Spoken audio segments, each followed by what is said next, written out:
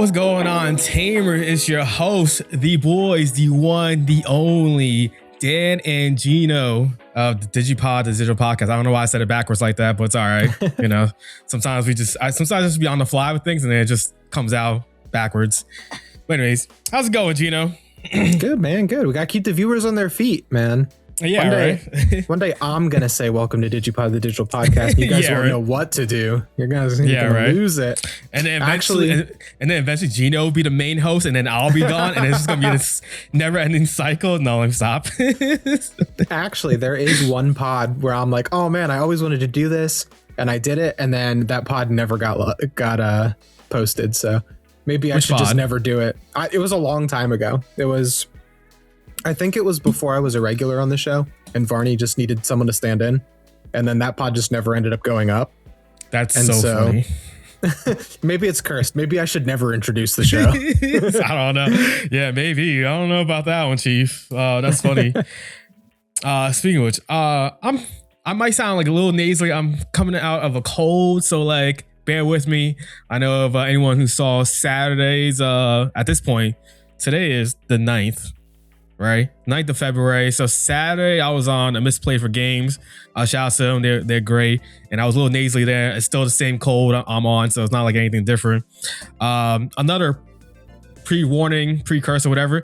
This pod will drop the week after Nats weekend, which means you're not going to hear a Nats pod until probably the week after. So just giving you a heads up, if you're like wondering if either one of us does really well or we both do poorly or whatever the case happens, and you're like, damn, why is no one talking about this? Why does it seem like we're delayed? That is why, because, you know, unfortunately, we're like 2 weeks behind on pods or whatever it is that may be. So that's that. So the real pod talk, y'all will probably get, let's say, the 27th maybe, or March. A week after you see this one, basically, is what it comes down to. There's a chance it might not be just because like we're probably not going to do a pod. We're probably not going to record a pod next week. So that depends on, you know, Varney being like, I can get this out. Yeah. So that's all depending on that when that time comes. So just let y'all know. Maybe one of us will do like a quick like little recap video or something on YouTube, and then you'll get the more details in the future.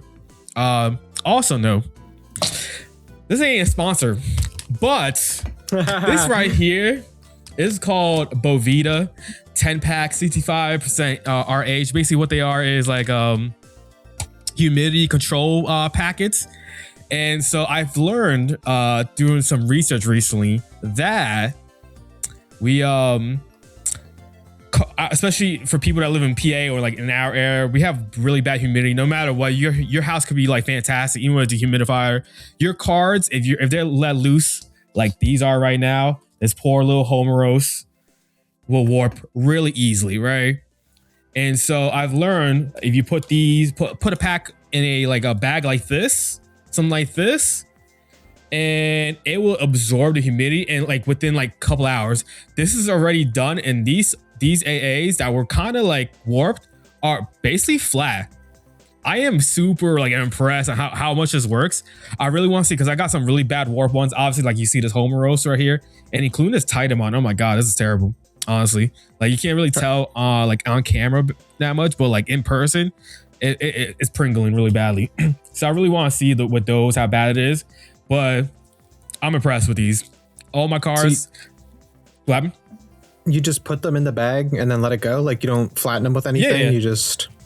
Yeah, you just, you know, just Ziploc it, take all the air out. You can put like 2 cars at once. I'm sure you could probably put more than one, but like the video I was watching when they were talking about unwarping your cards had like one back to back, and you just zip it in. And like they said, like usually takes a day time, but even the person who had it bought them at a different percentage. I actually got a higher one, and I don't know, maybe because it's stronger, it's like done amazing job already. So I'm super hyped.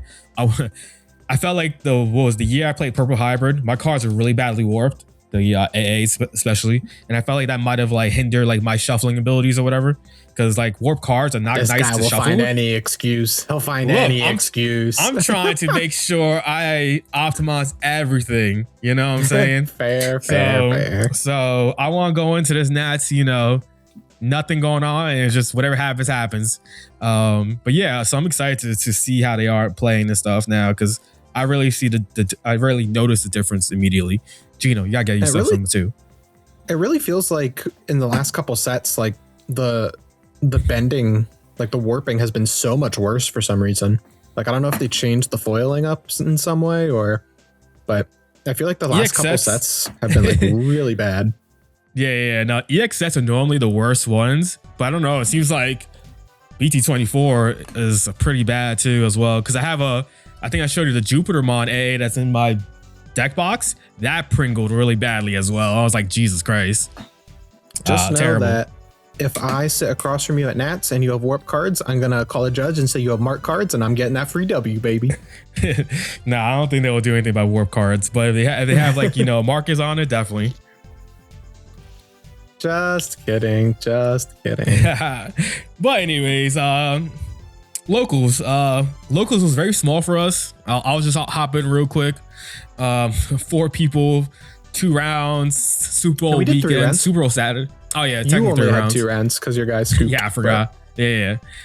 Technically we had 3 rounds, 4 players. Super Bowl Sunday, so not many people were out to play some Digimons, especially in our locals. I don't know about other people's locals. I think we're more of I guess like in the beginning, especially like early on, our Digimon locals was more like, I don't want to sound so like derogatory when I say this, but we're not the normal like TCG player. Like a lot of us were like, play sports or like into other things that's not just TCGs, and like do things that's not outside besides playing card games. And we don't look like the usual standard like hypocritical like TCG player, you know what I'm saying? Sheesh, look like what, Dan? I'm just saying, everybody knows what I'm talking about, like the smelly, TCG player and all that stuff, you know what I'm saying? And so a lot of us enjoy sports and football, and there's been times where we didn't even have a locals that day of Super Bowl weekend because we knew a lot of us weren't even going to be around for it. So 4 of us, I played DigiGuard. I'm grinding my way through for Nats, and so got second place. Round 1, I played against D Police, Oryumon, the new Oryu stuff mixed with like OG D Brigade stuff. Not much really to talk about. It was a 2-0 win. Game 1, he got into Oryumon, and I go, does it have DigiGuard protection currently? No. Cool, we'll DigiGuard and pop it. He used his protection because he decided to crash into my DigiGuard at 12k, and I was like, why would you do that? Because he was evil climbing into the Oryumon, and he had no DP boost. I was like, okay, protection. And then he had his own protection. And then the final turn, I dealt with it because he had no protection at that point, and then just went for game. And then game 2, I don't even think I was able. I didn't even let him do anything. I just like OZK'd him pretty fast, something like that. Not really much to talk about, unfortunately. Round 2, I played against Gino. He's playing Maruki OTK, and he saw everything game 1 pretty fast, I think it was. Yeah, game 1 it was real fast. Or was game 2 was the fast one? I don't remember. Because one of them game 1 was the fast one. Because it was 2-0 loss, but one of the games, it was a closer game, and I just didn't have the ability to recover from what happened. I don't remember fully right now. I just know like I got you down to like 1 or 2 security, but I couldn't close it out, and then I didn't have rush cursor, so like it was trying to maintain a board presence plus trying to keep you at a certain point, and I didn't have the right cards to be able to do that, I believe. Especially like I think maybe I didn't have the ace or something. I don't know what it was. Anyways, and I ended up losing 2-0 on that one. And then I was supposed to have a round 3, but the guy scooped it up to me because he's tired of losing to me, supposedly. So I don't know. He said that. He actually said that. So Like he's not gassing that up, chat. The guy was literally like, I don't feel like getting beat by you again this week, so I'm just gonna give you the win. It was something crazy. But I have 2 locals to talk about. I'll talk about the little one first. On Tuesday, I went to our casual locals, and I wanted to play Maruki because I've been grinding Maruki a lot. I'm probably going to take that to Nats, the Maruki OTK. It's very nasty. It's very fast. Dan and I have been grinding at it a bunch. But I got to the venue, and I was re-sleeving my Marukimon deck because I used some old sleeves and I bought some new sleeves. So I was re-sleeving it and I'm like, oh, give me a minute so I can re-sleeve this. And the guys there were all chill. So I was re-sleeving and the other guy started a match. And I see the guy flip Wanya and I'm like, oh, he's playing Central Town too? I don't want to do that. I don't want to play against it while I'm also playing it. Like, I hate mirror matches. And even though his deck was much, much different from my build, I was like, you know what? I was going to have fun tonight. And I'll play Dark Masters. So I played the same Dark Masters list that I played last podcast you probably heard. And Dark Masters is very hard to play around if you don't know how to play around it. And those guys are all fairly new to the game. So it's kind of, I play a body and then they remove the wrong body and I get to play another body and just Dark Master do Dark Master things. The 2 highlights of the night, I will say, was 1, I got to play Apocalypse for 1, and 1 with the rush swings, which always feel fantastic. And then the other was one of the guys was playing CS Pile, and he was using Craniumon as one of his top ends. And he ends on Craniumon, and he's like, okay, your turn, reboot. And I'm like, wait, Spiral Mountain, play Puppetmon, bottom deck your Craniumon, no reboot, because we didn't get to my unsuspend phase. So that was kind of fun, but I love Dark Masters. I told Dan this last week, I think it's like my favorite deck in the game right now. Like, it's just so much fun to play. And it's like there's a lot of moving pieces, but I'm literally playing 1 to 2 cards a turn. And it's just, here's Waramanzi, play a thing, suck a thing up, or like whatever, or raise Uko, play Gigadramon, kill Uko, play another body, like, and then watch your opponent think, man, how am I going to play around all this removal? Very fun. I love that Dark Masters deck. Love it. And then, okay, so for our locals, it was 3 rounds. Even though we only had 4 people, a lot of the times we'll do 2 rounds, and then the guy who runs the tournament will come up and be like, okay, we have an undefeated. Do you guys want to stop here, or do you feel like playing another round? And 90% of the time we say, yeah, let's just play another round of Digimon. Like, we're all here to play Digimon, let's play. So I was playing Marukimon OTK. Very, very mean deck. I played against Dynamon round 1, and it was actually a little annoying because I have to swing into Dynamon, so I can't get any early chip damage if I don't set up fast enough. Game 2, I did set up fast enough, and I just OTK'd him from 5.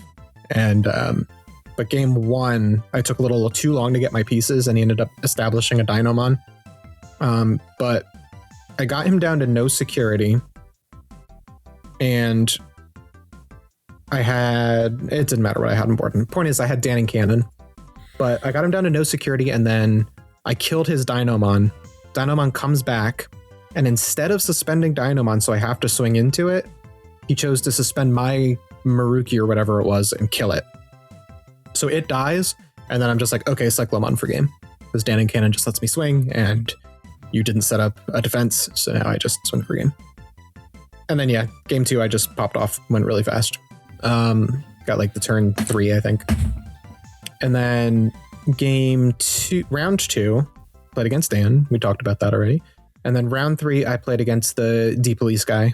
And I cooked him really bad. Game 1, I had my whole board set up, and instead of him raising and like doing stuff and being immune, he's like, I'm gonna wait 1 more turn. That was not the right choice. He did not have another turn. And then game 2, I think I just blew him out of the water really fast. I had Hammer Spark in hand and Grav Crush or Blinding Ray or whatever, and just punch really fast. But yeah, Marukimon, kind of crazy. Dan and I have been testing it a lot. It's really hard to play around. Like, very strong. It's just so fast. And I think that's what I'm going to bank with when we go to Nats next week. Just go faster, go around everything, and hope it works for me. I mean, that's a play, right? Maruki just be, some people might call it Maruki or something like that, right? We're not calling it Miracle or Maruki. We're not calling it that. Marukimon OTK. Central That's Town crazy. Commander Maruki, okay? He ain't no miracle. He's just the guy. Yeah, no, I like the deck. Immediately when I remember seeing that card and I was just like, there's something to it. I know on our tier list we've put a little lower, but I thought the card itself was like, damn, this is a pretty strong card. And especially we've been hammering that out just recently a lot. It's proving to be a strong deck. Probably a tier 1 deck, and we didn't give it enough flowers at that point because we just wasn't sure. But now that we are, I could definitely say it's definitely a tier 1 deck. We'll see if it's as prominent going to Nats or not. I hope not, but for my own sake, or if it is, they're not playing the way Gino's playing it, and I'm good. I'm Gucci. If Dan should know that matchup now, like the back of his hand, for how many games we've grinded. Yeah, definitely know quite a bit. Especially not even just playing against you as well, but I've also been playing a lot of it as in a sim. I've seen a lot of it, and a lot of people are testing it out. So I've seen my fair share of it on there as well. I'm not saying that's like, the best training, best practice, whatever, but it's just the fact that I've seen it, understand what those cards do. Heroku and Asuna, just free plays, start of your turn. So wild thing. I feel like after seeing it like in action more, the fact that it should start your turn and you can do so many things, start your turn before you even your main phase, they should have just kept that starter main phase. Like, there's a lot of things you could do that just becomes free at that point, and it's not even, you don't use unsuspend. And I think that's going to be something to catch people with, people who are playing it versus people who, know the deck. When the unsuspend phases, when those phases are, when that deck is popping off, is something to keep track of as well. For sure. But with that being said, we're going to talk about JP Nats. This is going to be a pretty big pod. It's going to be a lot to digest from us because we kind of want to talk about a lot of things. So first off, we're going to be talking about JP Nats and everything that happened over there. And then we're going to have an EX11 preview. Again, try and mash some stuff together just because we want to get a lot of things to talk about and get things rolling. So I'm going to share my screen. We're going to talk about JP Nats. JP Nats was an interesting one. It might be a precursor for us. Just because it's like their only big main event as well versus ours. This is for US or NA, I should say. This is the only BT24, what's it called? BT24 event. Yeah, exactly. Event. So, which is pretty crazy. Ooh, why is this not up? Hold on. There we are. Some interesting deck lists here. Some interesting choices. Yeah, for sure. Let me know when you see the screen, Gino. I got it. I think you should. Hopefully, let me pay attention over here. How's it look over here? Look at that pie chart, man. So many decks. I know, right? Pretty cool. All right, cool. This is what I want to see. All right, so first off, we're going to talk about the top 64 before we get into anything. For anyone who knows, you should know at this point, Blue TS was the winner. We have a blue top 64. We see the representation. As in, we got Hudie as 27%, TS, some other stuff. I think Royal Knights. We got Medusa, more TS, blue TS, whatever the purple is Cerberus, Dex. We have Millenniumon. Millenniumon has huge representation in comparison to like other decks, which is quite impressive to me. I love seeing that Millenniumon is getting love now because of the promo. So good. And then you got a whole bunch of one-ups. So I think this is pretty cool. I think a lot of people are definitely going to be, Hudie is Hudie. So it's kind of like one of those things where it's like, all right, I'm going to a nationals. This is pretty good, right? So for sure. Tried and true. Yeah, exactly. So I'm not surprised to see this pie chart like this. But even though this shows like 27% Hootie, realistically, if you just put like TS in all together, TS is probably a bigger number. There's a lot of TS decks. Yeah, because you got, it says TS Jupiter 7.9, Maruki TS, that's 6. So what is that? Let's do some quick maths. That's about 13-ish. That's going to be 14%. And then we got Blue Neptune. That's another 18. You know, that's not bad. Total is 23.8, so just below Hoodie. Yeah, it's not bad. That's a pretty good pie chart. But I think that's a cool thing about, in comparison to like BT23, like you can't do anything with Hootie but play Hootie. At least TS, or let me put it like this. So many routes. HM, because right, it was Hacker's Memory, that sort of HM. Yes. You can't do anything with HM besides Hootie. TS, you can see a variety of TS. This is technically, by their standards, 4 TS decks, I think it is. Yeah. Which I think is pretty cool to see. For sure. What's your thoughts on this real quick before we go into the top 16? I think it's interesting that so many Jupiters came up because I feel like Jupiter is one of the weaker ones, honestly. I mean, I think they're all good. Don't get me wrong. But although I guess they all had the promo at this point because they got the promo a little early. So oh, did they? The Aegis? I think so. I think they had the red Aegiochus. Yeah. I mean, we have ours too by Nat's time now as well. We do. Yeah. Yeah. Yeah, it's interesting. Lots of Royal Knights, which is kind of to be expected. I'm going to be really interested to see. So I have not seen these results completely, but I did watch a bunch of matches on the stream when it was live. So I'm interested to see what the actual top 8 split looks like. Yep. And that's what we're going to go into right now. The top 16. I don't know if there's a pie chart for it, but I do have the number. Let me see. Cool. So this says the top 16, what it is, but this is all Japanese. So I got y'all real quick.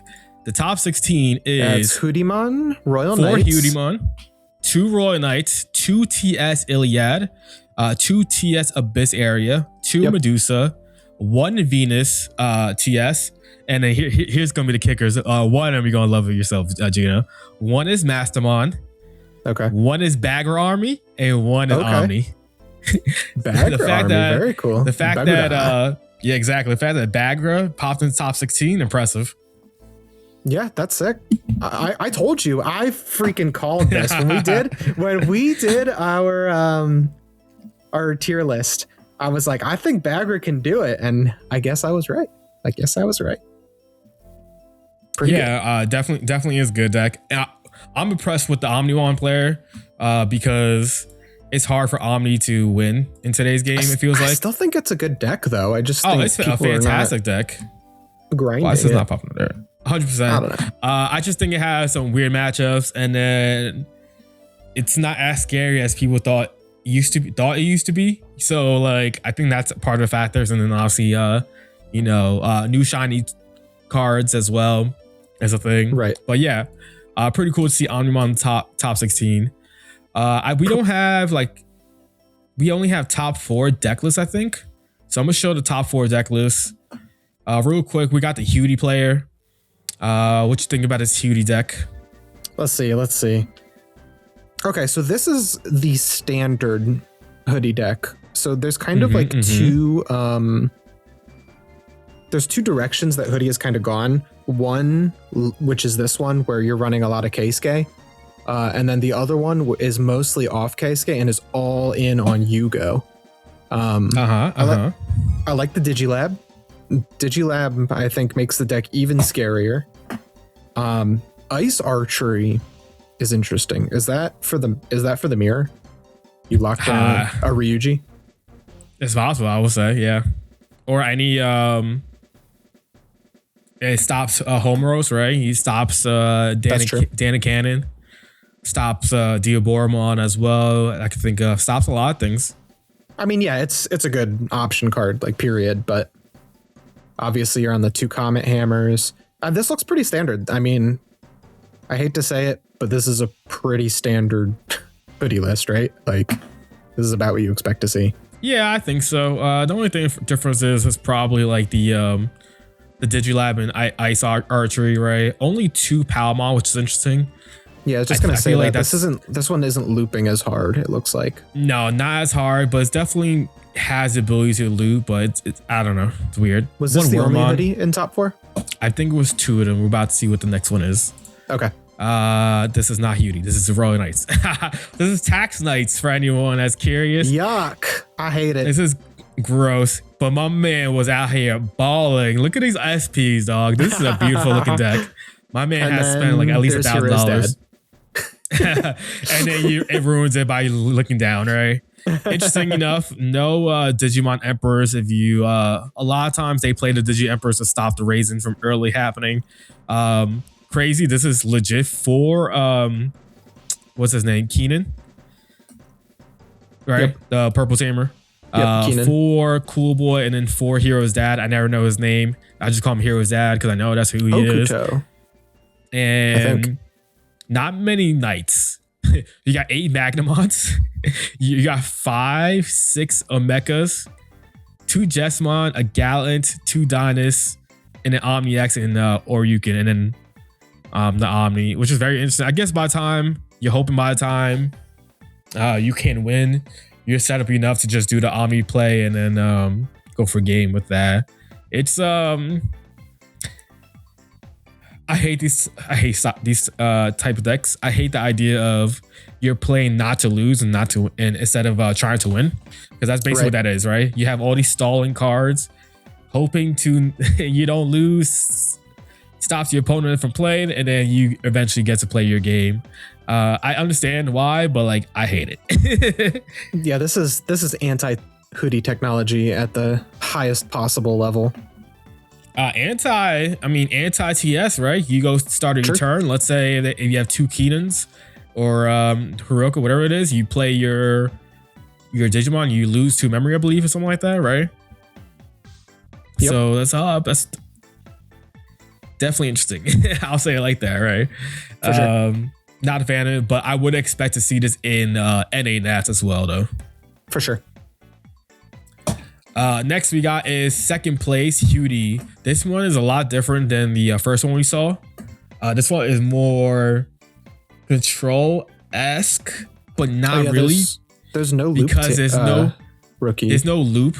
There's no Palmon. There's no Terriermon, but it's not like he's on crazy amounts of options. Just the Wormmon combo, really. Interesting. Yeah, this one wants to Wormmon you, or so that you can Erica and do 3 alliance checks. Yep, do 3 checks at a big number. Evo into your Hudimon for like 2, which is, cheap. Pretty good. Pretty good. Imagine that, Hudie for 2, crazy. What I also noticed is in both these lists, there's no like HPDs, there's no like win rate percentage. What was a win rate 60%, whatever. Were people really on win rate? Yeah, people really are. You see some like the ultra gas ones, that's your straight gas and nothing else. They're on there. Huh? I never seen a win rate list. Yeah. We have some people in our Discord that runs it, and one of the China lists I think won it with it, something like that. I mean, it makes sense. You got white tamers, like it's not hard to run. Yeah, and then all you do is trash a card that's of that same color, and then you get to reduce the Evo cost by whatever the number is. And when by 4, it works. Yeah, so I think it's like normally 2 costs or 3, something like that. I don't know, but yeah, Hudie second place, and we got first place as well. This is Blue TS. They're naming it TS Abyss Area. I don't know why we can't just call it Blue TS because it's the majority of the deck, but cool deck. This guy, what do you think? You're the TS guy. I am the TS guy now. I've built all the TS decks except Jupiter. I like this list. Abyss Zone, like the option card Abyss Zone, is so strong. Being able to end your turn with 3 memory or whatever, and then you just Dan and Cannon stick an Abyss Zone in. Like if you have Venus on the field, or if you have, basically as long as you meet the color requirements, you can just keep cycling out Abyss Zones from your bottom of security and keep playing them. So like if you have 3 Dan and Cannons, you can do Abyss Zone 3 times and play 3 blocker bodies which is pretty good. Abyss Zone also reduces the cost of any of your Digimon when you play them. So you could play a Venusmon for -3 and then minus her own effect if you have low enough security, for example. Same with Maruki or Neptune or whatever. Maruki is such a great, just like a tech card. He's a one-of in this list. Is that what I'm saying? Yeah, the Maruki is a one-of. Yep. So you drop him for game, or if you have the memory, you can Evo into him, and then you have all these bodies that have Rush now. He also locks down blockers, locks down tamers. I really like this list. 4 Aegiomon is a little heavy with only the 2 rookies, I feel like. But also it does kind of accelerate your Venusmon. So like if you want to get to her reduction, you just do the Aegis thing. Plus, I mean, free Homerus is always nice, right? I love it. Neptune's really strong. Venus is really strong. I think people haven't yet learned how to play around Venus plus Neptune yet. We watched, or at least in I watched the championship match, and I watched the Hoodiemon player just lose his bodies because of Venusmon's effect, when he could have chosen not to kill anything, and then not have to worry about losing his body so he could DNA and do Hoodie shenanigans. Hard Slam Neptune, very hard to deal with in this game. Same with Venus, sure really. Is. You can't de-digivolve it. It has double protection. At least the Neptune does. Really cool list. I like the 3 Sharkmons. That's very cool. And you notice this deck does not do the Shellmon thing ever. I was about to mention that, which is crazy to me. I think if you're running Neptune plus Venus, you should have at least the 1 Shellmon, because it's just, I'm not saying it's free Venus, but you know, it's a free Neptune plus Venus, right? For basically 4 memory, you get both, because Neptune is a free Evo off the Diver, which is interesting. I saw this guy. I think he did it at least twice. His play was, I don't care about doing the Shellmon warp. Obviously, there's no Shellmon, but I'm going to end turn on Neptune for 3, and then I'm going to tap Dan and Cannon, use Abyss Zone, and just play Venus for the full cost -3. Got you. So he was playing Neptune for -8, I think, at that point, which is, I think, the same amount. So I think plus their own reductions and Abyss Zone, it makes them 4 drop basically. Yep. So with the Abyss Zone, yeah. So he's just setting up, here's Neptune and Venus, and they're both blockers, and they have all the protections that are awesome about them. Like, and I'll pay 1 with Buka to unsuspend. So I have my protections live again. It's basically like, here's 7 memory. Can you deal with my board? If you can, you lose. Right. I was playing kind of out of pocket here, but Dan and I were playing a match, and I had a Neptune on the board, and he was playing Diaboro, and I played a body out from Hiroko or Asuna, and he goes, okay, Diaboro pop, and I'll be like, okay, suspend to prevent it, and since main phase hasn't happened yet, I'll still get my unsuspend. So I get my double Neptunes. But yeah, the deck's really good. I think Blue TS kind of surprises people with how strong it is. And there was another Blue TS player who was in top 16 at the very least. Yep. Yeah, I watched his match as well, and I'm pretty sure he won it. I guess he must have lost one that wasn't streamed. But here's another thing that you didn't mention either, that I think Blue TS has over the other TS.decks. If you notice that option on the very bottom, in the very middle, it is called a training. And you can very easily use trainings in this because you're pretty consistently a blue deck. Your level 6s are all blue in some color, whether it's blue black, yellow blue, or blue green. Most of your rookies are blue, most of your champions are blue, and same with your ultimates. Downside is you will bottom deck some cards. You will bottom deck your Lekmon, your Pata, Agio, your Dan and Cannon Tamer, your Homeros if that pops up, and even the TS option. But I think if you have everything else already set up, like, you probably don't care. You just want to grab the cards and then be able to get the reductions when needed. It's a little risky, but I mean, most of your deck is blue, so You just don't play it if you're worried about bottom decking something you really need.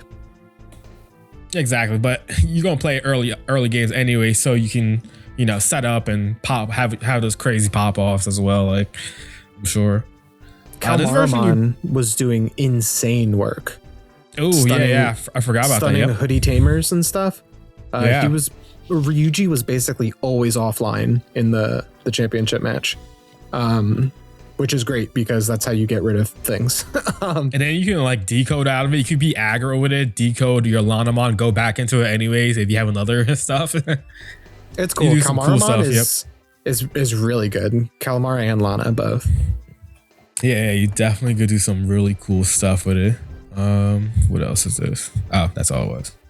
Yeah, that's JP Nats. Super excited to see that a deck not named Hudie won, right? I think that's pretty cool. I think that's good for the game, in my opinion. But downside is there's still a lot of Hudie running around, so I'm curious to see whenever that time comes around where they decide to do a ban list, will they hit it or not? Because just this game has a tendency to just keep getting as strong. So like Hudie was very strong in BT23, but BT24 came around and we just got a lot of new strong decks as well. So we'll see what they decide to do when that time comes around. For sure. But on to the next topic of today. Today, the main topic of today, it is EX11. A lot of people are hyped for this set. This is probably the next power set. I think every deck in this set became viable, in my opinion. Except maybe Ice Snow. Besides like one real deck. I mean, besides Ice Snow, I was really thinking of NSL because NSL is still that's an EX12 waiting room. But even though Ice Snow still got enough love where it could maybe do something. It was definitely surprise people for sure. For sure. Yeah. What do we want to talk about first? Do we talk about like the big boogeyman's in the room, or do we talk about something else? Just get it out of the way. Okay, let's get him out of the way. Let's talk about the new Scottymon. That's not it. I was gonna say the new Agumon. What are you talking about? This man's about to be goated for a Black Hole Greymon. But anyways, we all know what EX11 is really about, right? He did not get a new egg. This guy right here. Me. Battle. Now. Yeah. We'll get to him. But Vortexdramon is the new big bad that's going to be coming around. This is going to be the new deck that's arguably the new... I'm not going to say the new best deck in the format, but it's definitely going to be tier 1. And same with its villain of the set for sure will be up there. If you want to talk about... What do you want to talk about first? You want to like climb up to the Vortexdramon, or do you want to start with the Vortex off rip? We can climb up. I think everybody knows what Vortex does. Let's see what the line is capable of. Go ahead, Gino. I know you like this guy. I do. He's adorable. You gotta love him. Pateromon. When move on play, you may suspend a Digimon. If this effect suspended your Digimon, one of your Digimon with the Avian or Bird or Vortex Warrior trait, get plus 3k till the end of your opponent's turn. Really good. Make your Vortexdramon like 23k. Like, cool, man. How are you getting over that? Teromon, this new inherit is so good for just green decks in general. When you win a battle, gain a memory. That counts security battles. That counts battles by effect, which is a thing now. This is a good card. This is a good card and a good archetype. It feels pretty cool to have a good green deck again. Yeah, definitely. Feels like the first real legitimate green deck in a hot minute now. Besides the counterpart of it. Next, Galemon. Galemon on play. When Evo, you may suspend a Digimon all turns.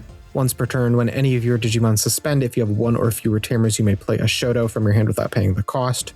Same inherit as the Taro. When you win a battle, gain a memory. They are just your turn when you win a battle, gain a memory, so you're not stealing turn with that, just so you're aware. Thing with this Galemon is that the new Zephaga and the new Grand Gale play this guy for free, and then you suspend him to get another free Shoto out, which is really nice. So this is, I think this straight up replaces on Evo play Shoto Galemon. Just a really strong card, honestly. Yeah, you could definitely combo that with the Vortexdramon, right?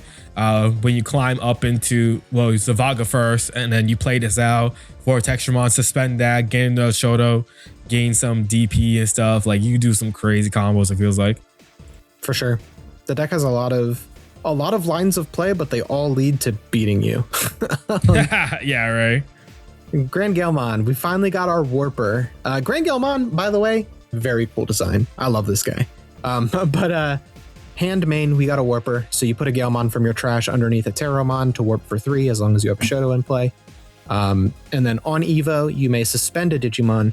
Then you may play a 3K or lower green Digimon with the avian or bird trait from your hand without paying the cost. And for each suspended Digimon, add 1K to this effect's DP maximum. So by default, you suspend one thing, and if that's the only suspended thing on board, you can spit out another Galemon, or you can spit out the Terramon to boost your DP.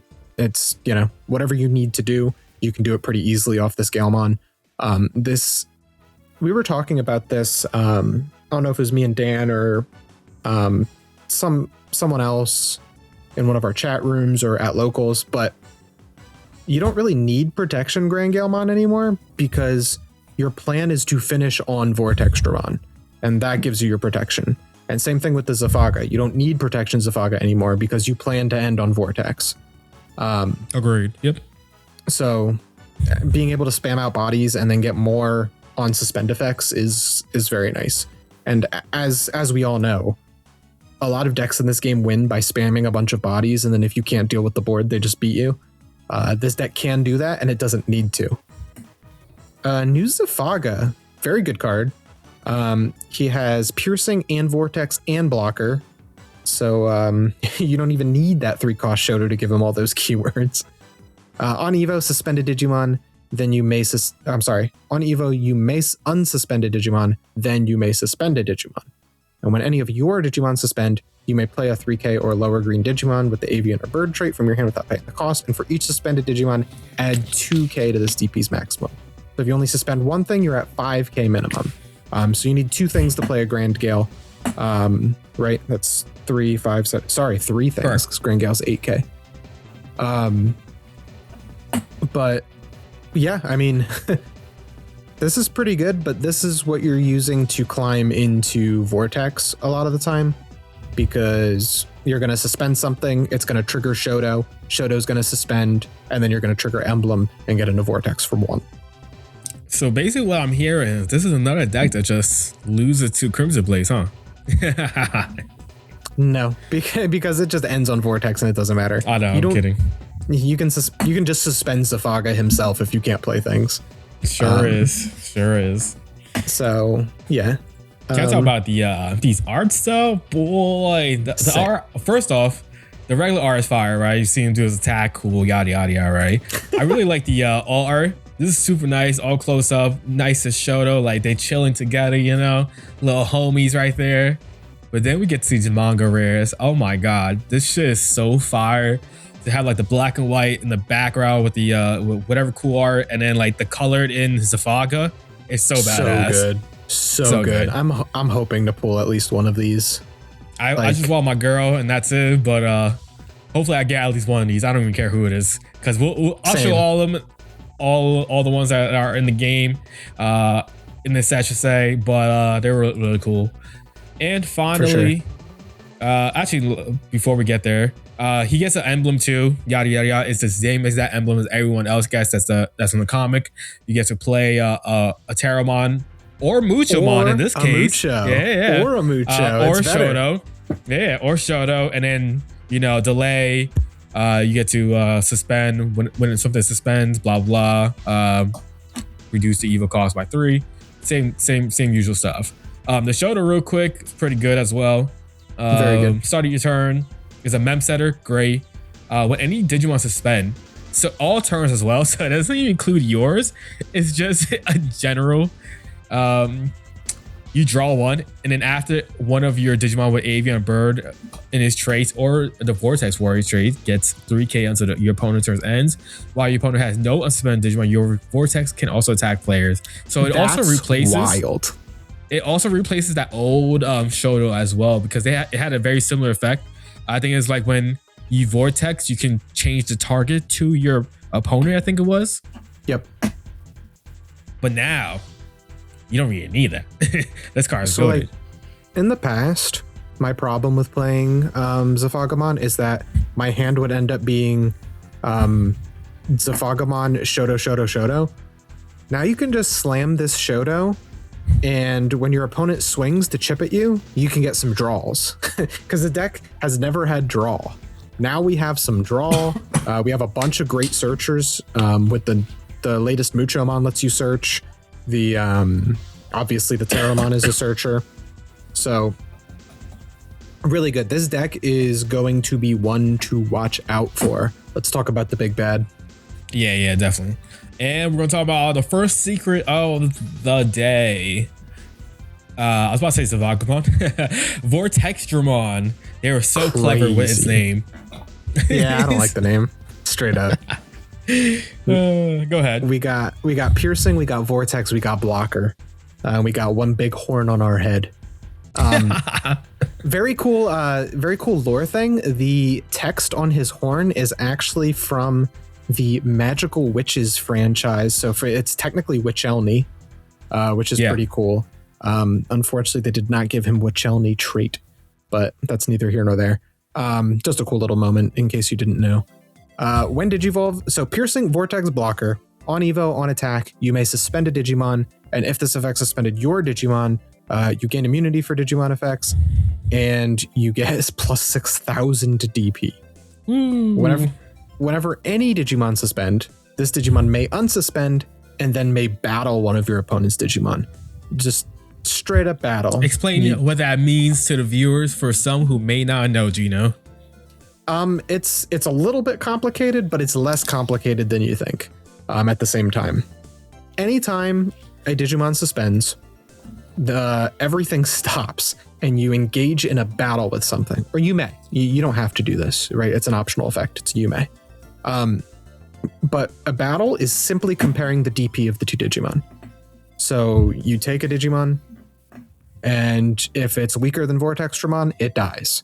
And it probably will be, because your Vortexdramon is going to be 20k minimum probably. And it kills you. You can do this. You can attack if your opponent has two bodies on the board, you can swing over their suspended body, and then before the attack happens, battle the other body, and then swing over and get your piercing. You don't get to pierce if you are battling something on your own turn. You basically have to declare the attack to get the piercing. There's going to be a lot of judge calls with this card, so I feel bad for you judge guys or rulings guys. You're gonna be over at tables all the time for this guy. Oh yeah, definitely. But holy cow, this honestly, if the only cards in this set were this Shoto and Emblem, it would still be insane. The fact that having Shoto and Emblem on the board means that you can go into Vortexdramon at any point is incredibly terrifying. Like, I have a Shoto, I have Emblem. Oh, you put some bodies on the board? Medieval for 7. Kill them. Oops. Crack Emblem, Vortexdramon for 1. There's an 8 cost Vortexdramon. You can do the same thing with Zephaga Ace. Slam Zephaga Ace for 9. I think it's 9. Get rid of a body. Like oops, you suspended a body. Tap Shoto, trigger Emblem, Vortex for 1.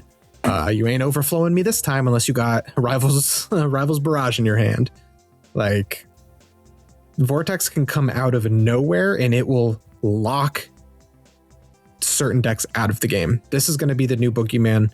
I think this is going to be one of those decks that you need to ask yourself, can my deck get over or around Vortexdramon?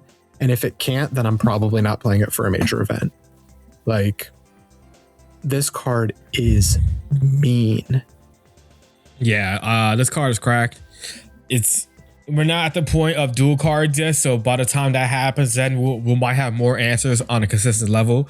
But as of right now, agree with you. You know, you got to think about can your deck deal with this card at all? If the answer is probably no, you're probably not gonna do well in the tournament, honestly. Yep. And it's just it is what it is, especially with what he's meant to be. If you can't beat that either, it's just gonna be a rough day when these two new decks, basically, because this is a brand new deck almost, right? Getting everything basically you need to this set makes it that Zephaga can go wide and also go into Vortexdramon, and then you just at 24k until the opponent ends turn, immune to Digimon effects. Now you have to worry about how do you stop him from consistently doing that if you can. Can you run options to deal with this? If you really can't, then you're probably that's a one way to deal with it, and you can't, then you got to figure out your next. Can you maybe stun this and where you can force it to not be able to suspend? So force it not to be able to do the when Digivolve when attacking effect, because it's not a once per turn effect. So like once their turn is over and it is back on theirs, obviously the Digimon effect immunity wears out. So maybe you have something that can stun it, something that can stun it while it's unsuspended, maybe stun it while it's suspended. Things like that you gotta figure out. Maybe if you can do anything that maybe has, if you're able to get lingering 15k DP until the end of your opponent's turn, that's gonna be rough. But if it's possible, then that's another way to deal with it, because it will just auto die once the turn starts. Right. Which again, hard to deal with, but it's maybe possible for some decks. What else? Don't forget that like this guy is checking you twice every turn, by the way. That's true. That too, yeah. He's going to swing at you. He's going to battle whatever you left on the board that's a measly under 23,000 DP. Yeah, and, exactly. Like, for me, I'm going to throw maybe a Lopmon or two in. I'm going to give my Vortexdramon Alliance for the turn since I'm flooding a board. This guy. I'm just saying, man. Tropical Venom at 4. Oh my god. Toxic. Let's do battle.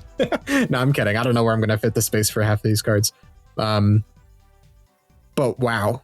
What if I could I feel like if I could pick any deck in the game and say what deck got a bigger power bump in a set, like this has got to be a contender. Yeah, like if you look, Shoto ain't nothing right now.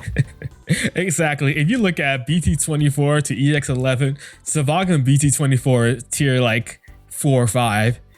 This brings it up probably to tier 1 instantly, and probably. It's just so cracked. How good of a card this is. You know, people were sleeping on it in the beginning for whatever reason, but you shouldn't.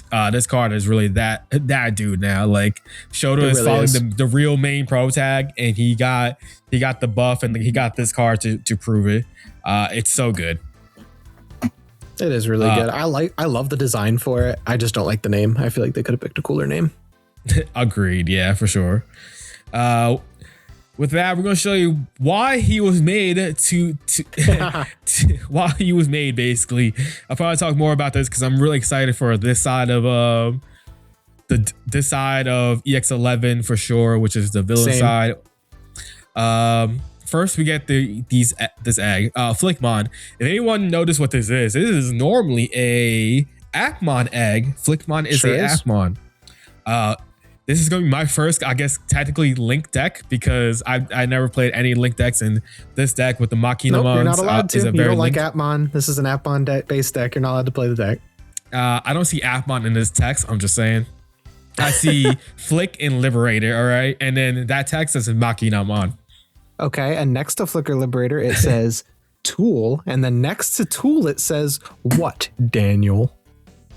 I don't see no Atmon. It says it right there. Where? Oh, over here. I see it now. My fault.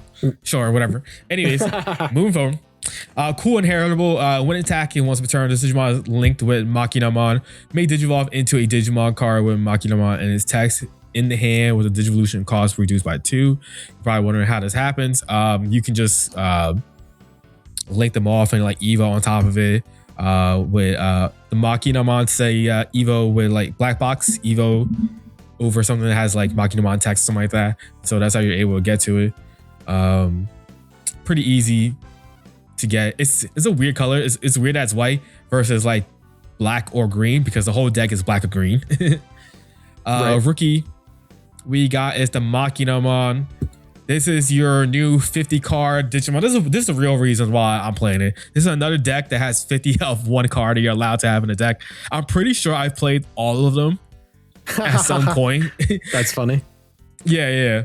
Besides probably the very first one, which is oh my god, what's the deck called? It's so trash. The 4, 5, and 6 is the same name. Oh, Aosmon. I think that's the only one I really didn't play, but every other one I played pretty much all at some point. This is pretty good though. So right here, black box, Digivolve level 2 with Makinomon and text for 0. That's the only, even though it has this like this black box, this green and black, it don't exist. You ain't never gonna do that. On play, real top 3 cards of your deck. Add 1 Makinomon and 1 card with Makinomon and text among them to the hand. Return the rest of the bottom of the deck. Then you may link this Digimon or 1 Makinomon in your hand to one of your other Digimon without paying the cost. Rule: this card include 50 cards of this version. Link 2. You can link 2 on it. Ew, why is this in the way? Can't move this? Oh, I can't. Great. And link 2. And in all turns, when this Digimon will leave the battle area by placing one of his link cards as bottom of the card, it doesn't leave. So this gives it protection. And you'll see eventually X Makinomon, which is the level 7, the other secret, can hold up to 3 of these bad boys. So that means you have 3 layers of protection on top of DP neg protection, on top of like, I think like these Digivolve protection or something. We'll get to it. It gets really cracked really fast. Pretty cool. Yeah, you gotta remove him 4 times to do anything. And we get these cool ghost rares. Hopefully we get to see them in person. I just realized Terramon didn't get a ghost rare. That's no way. Terramon didn't get a ghost rare. I'm surprised it's not here. It's not here. Maybe it's at the end.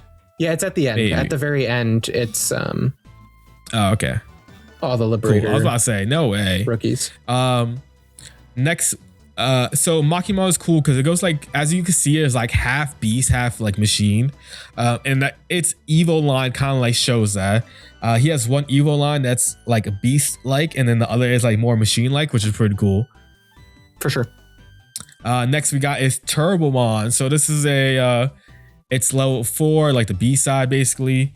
When moving, we gotta love having when moving effects nowadays. When digivolving, you may link 1 Makinomon from your hand or this Digimon Digivolution cards to one of your Digimon without paying the cost. Your turn once per turn when this Digimon gets linked. If you have 1 or fewer tamers, you may play 1 Unchained from your hand and it gets piercing. Pretty good. Being able to get your Unchained out early is always really good in this deck because I believe it's a mem setter as well. And so, does some cool things for you. This is your border deck. If you're trying max rate this deck, good luck with that, buddy. Good luck. Good luck. Your wallet's gonna feel it. Next we have is the green ultimate and Maneuvermon. Pretty cool. It's a jet. I like this guy. Yeah. Same concept. When moving, when digivolving, you may play 1 Makinomon from your hand or this Digimon's link cards without paying the cost. Once per turn, when this Digimon gets linked, suspend one of your opponent's Digimon. Then one of the Digimon can't unsuspend until their turn ends. Inherit. When this Digimon deletes an opponent's Digimon by battle, this Digimon may unsuspend. So pretty good effect, honestly. Being able to suspend your opponent's Digimon and then they can't unsuspend. Just a way to lock them out of their things as well. And just getting more bodies out because this whole deck wants to DNA into X Makinomon. So you can start out your second stack early as well. Pretty good. Right. Next we have is the first SR of the deck, which is Doubtfulmon. Doubtfulmon is pretty badass. If anyone who read the comic and the novel, they know that Doubtfulmon is the god of a different digital world in the comic, which is pretty cool. Cross-Connectia. Yeah. And he gets like forced into being a fusion with the level 6. I forgot what the level 6 is called right now. Metatromon. There you go. But he's pretty cool, right? So he has Vortex on body. Ironic that the enemy is now using Vortex versus the hero. On play, when digivolving, when attacking, once per turn, suspend 2 of your opponent's Digimon or Tamers. Then one of the Digimon or Tamers can't unsuspend until their turn ends. Pretty good effect. Being able to stun your opponent's stuff, always really good. Any of your turn, once per turn, one of your other Digimon may digivolve into a black Digimon card with Makinomon in his text in the hand while paying the cost. This guy also has Assembly 5. So basically what that means, you can place 5 Makinomon in text from your trash in this, and then you can play this for 7, it looks like. And then inherited effect, when the Digimon gets linked, suspend one of your opponent's Digimon that the Digimon may attack. So really cool. So you can go into Dalphomon and then you evo up your Metatromon, and then I think the Metatromon has the end of turn DNA effect, if I'm not mistaken, which we'll see in a second. And then that's how you get to X Makinomon, which is pretty crazy. That's all for the green line. The black line is pretty cool. Like I mentioned, it's the machine side. Shout out to Digimon World 2 for this look. I feel like this is a homage to Digimon World 2 with the Mewmon, because it's very similar to like a Digibeetle. Hell yeah, it's pretty cool. So again, same concept. On play, when digivolving, you may link one Makinomon from your hand to one of your Digimon while paying the cost. When this Digimon gets linked, if you have one or fewer Tamers, you may play one on chain. So we get the redundancy of that effect, which is pretty good. Inheritable Rebu. As black, we always gotta have Rebu for whatever reason. Mockingbirdmon, pretty cool looking Digimon as well. On play, when digivolving, you may play one Makinomon from your hand or this Digimon's link cards while paying the cost. When Digimon gets linked, delete one of your opponent's Digimon with a play cost of 5 less. And then once again, of course, because it's black, we always gotta have deletion based off of play cost, which is pretty usual when it all said and done. Inherited, when one of your opponent's Digimon attacks, you may change the attack target to this Digimon. So a redirect, besides just blocking, pretty good. Again, another black stereotypical type of effect. Always good. Also really good. And in this type of deck where you're building up to one giant ass stack, it makes perfect sense. And then finally we have Metatromon. This dude is a beast. This is the R, if I'm not mistaken. Oh no, that's the regular. Oh, okay. Altered sick. Oh shit. The regular SR doesn't have a border either. Interesting. Metatromon, pretty cool card. So on body is a blocker. On play, when digivolving, when attacking, once per turn, digivolve 2 of one of your opponent's Digimon. Then one of their Digimon or Tamers can't digivolve until their turn ends. Strong ass effect to be able to stop your opponents from evoing crazy. End of your turn, once per turn, one of your other Digimon may digivolve into a green Digimon card with Makinomon as text in the hand while paying the cost. Assembly 5, again, same concept as prior with the Dalphomon. And then inherited, once per turn, when effect adds to this Digimon's digital cards to leave one of your opponent's Digimon at the lowest play cost. So pretty good. It's how we're climbing up into your big bad when an X Makinomon, which is pretty good. And then finally we have Unchained. Wait, backtrack. This art is fire as well too. Yes, it is. Real quick, it's pretty cool. I didn't mention that before. And you're wondering, how do we get there? Unchained is the reason why everything happens. Yep. So, security, obviously, you play this card out. Start of your turn, it's a mem setter. Fantastic. End of your turn, 2 of your Digimon may DNA digivolve into X Makinomon in the hand. Boom. And that's how you get to X Makinomon. That's how you DNA into him for free. Then this Tamer may mind link with one of your Digimon with Makinomon as text, which is crazy to say that we have something that's outside of Seekers that's doing mind link abilities. But if you watch, or I can't say watch again, if you read the comic, you understand why mind link is part of it. Inherited. This is what's crazy about this Inherited. All turns. This Digimon with Makinomon in its text can't have less than 1,000 DEP, and your opponent's effects can't trash or stack cards. End of all turns, you may play one chain from the Digimon digital cards while playing the boss. So that hair is crazy. What that means basically is you can never get DP next to death, and you can never get D-Digivolved. So having D-Digivolve and Sorcerer protection all in one with this card is so effing crazy. Very good. They made this guy a tank. Being able to have this ability, like, it's super hard to deal with, and we'll explain why once we show Ex Machinamon. For sure. Ex Machinamon. This card is dumb. Awesome play on words, by the way. Agreed. Yeah, for sure. So obviously it mentions DNA, green and black. First off, second attack +1, blocker, and link +2. When Digivolving, if DNA Digivolving, you may link up to 3 Machinamon from your hand, trash, or this Digimon to the loot cards to this Digimon without playing the cost. End of opponent's turn, once returned, for each of this Digimon's link cards, trash your opponent's top secured card, and return one of the Digimon to the bottom of the deck.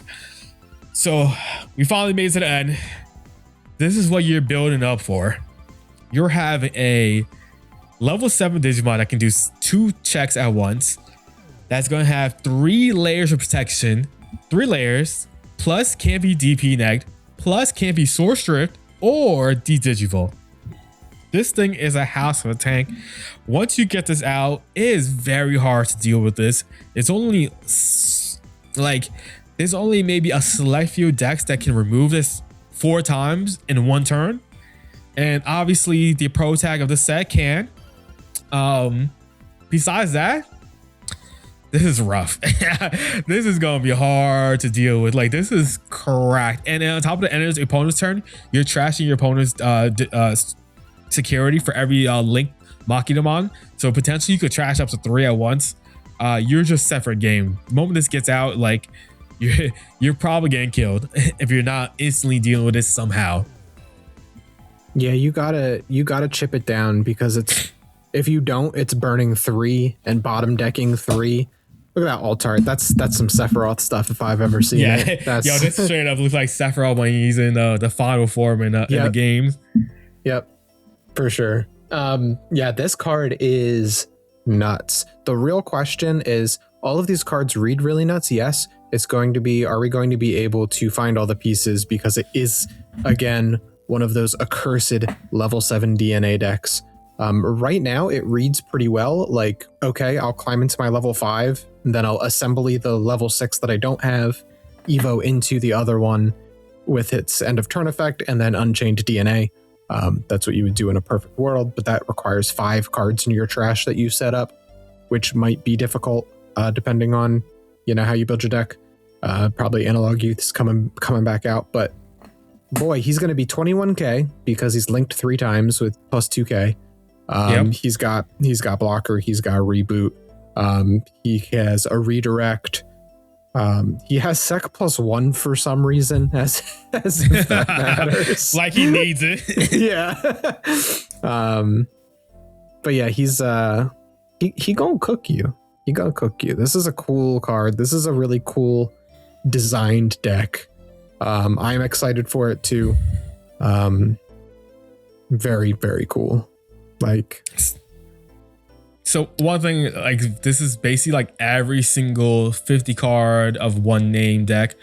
They're all like ticking time bombs. They all have, you're all building to this giant, massive Digimon that's going to be able to wipe the board and win the game, basically.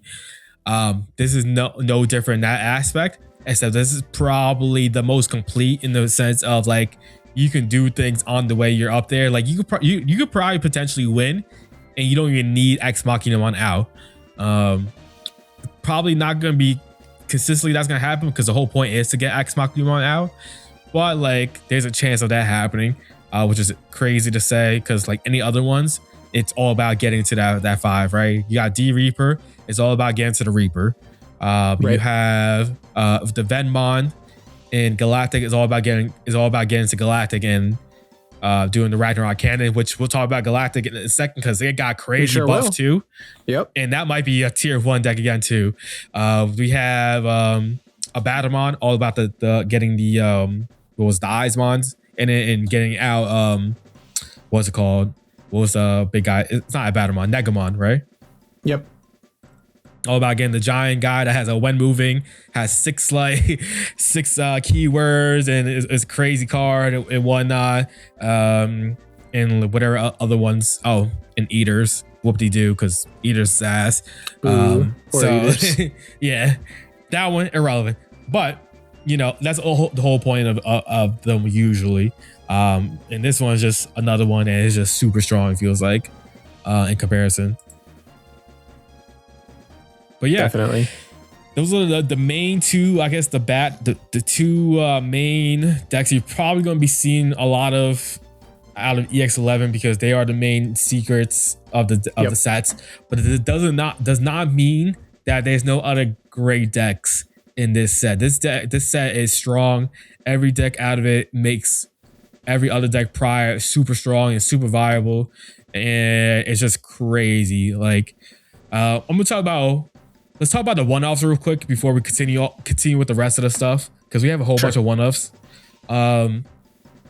This is my guy right here now.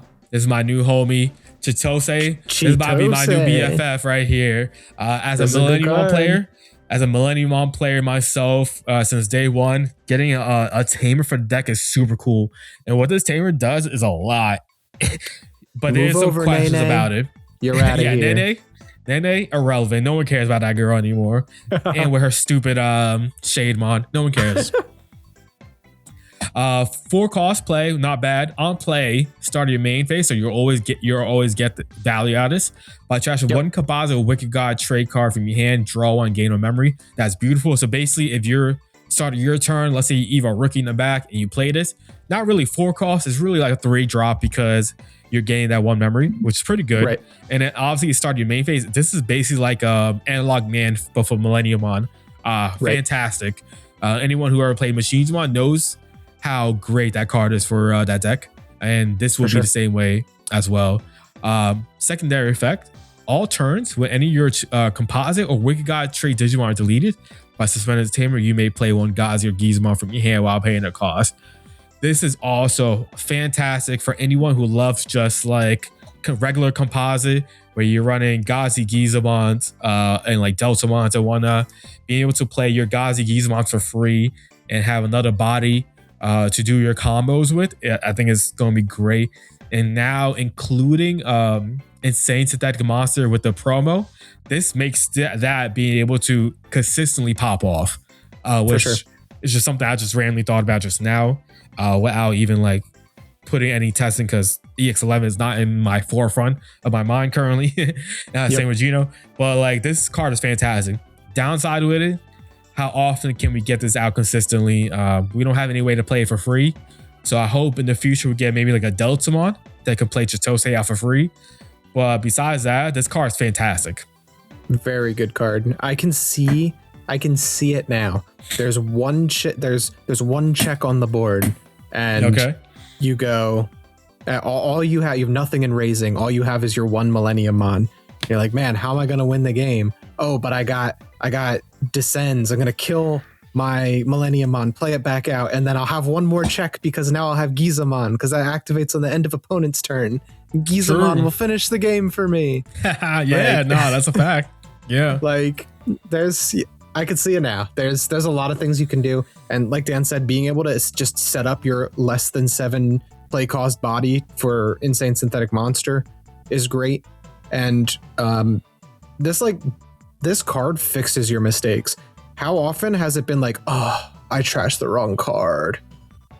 But now starting your main phase, I can trash the right card. Like, it's really good. I like this card a lot.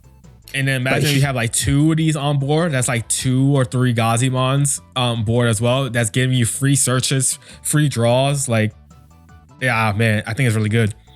Definitely a very good card. I wish he played the Geezer Gazi from trash. It feels a little weird that it's from hand, but maybe it would be too strong if it was from trash, honestly. Well, you also have the Pagu that lets you grab back your Geezer Gazis from trash as well. So, there's some synergies for sure. For sure. But he's nothing compared to Reina. Umi. That's my girl. You can have Chitose. She's pretty good. I gotta see Reina. Look at this girl. She's I got her out right here. Go ahead. Holy moly, this is really good. Start of main phase by trashing an NSO trait Digimon card from your hand to draw one, gain one. That's really great. But what's really, really great is all turns whenever any of your NSO trait Digimon are deleted, by suspending this tamer, one of your NSO trait Digimon and one of your NSO trait Digimon in the trash may DNA into a Digimon card with the NSO trait in the hand. So you can pitch Piedmon at the start of your turn, get your Myotis out, let Myotis kill your little guy or whatever, and then boom, you're going right into Bolt Bauta. Bolt Bauta might actually see the game board for the first time. Gino, are you telling me my max rate NSO deck might be playable now? It might. Only might. No, but this card's like really good. This is a godsend for the deck, especially when we get the new stuff in, what is that, EX12? EX12? Yeah, I think right now this like helps the deck a lot, but EX12 is when we're going to see this card really shine because we're getting new support for all family decks. Right. And yeah, I love that they did this, that they threw in the three little novel tamers that no one knows who they are except me because I read all the novels. Who's the third one again? We'll show in a second. Yeah, we got a third one. Okay. And the third one, real quick, we're not too much of Lucemon players, but this card is a godsend for Lucemon players as well. So if anyone who plays that deck, this card is right here for you. 5 drop, which is not that bad because of what it does for you. Start of your turn, you have 2 or less memory, set is 3.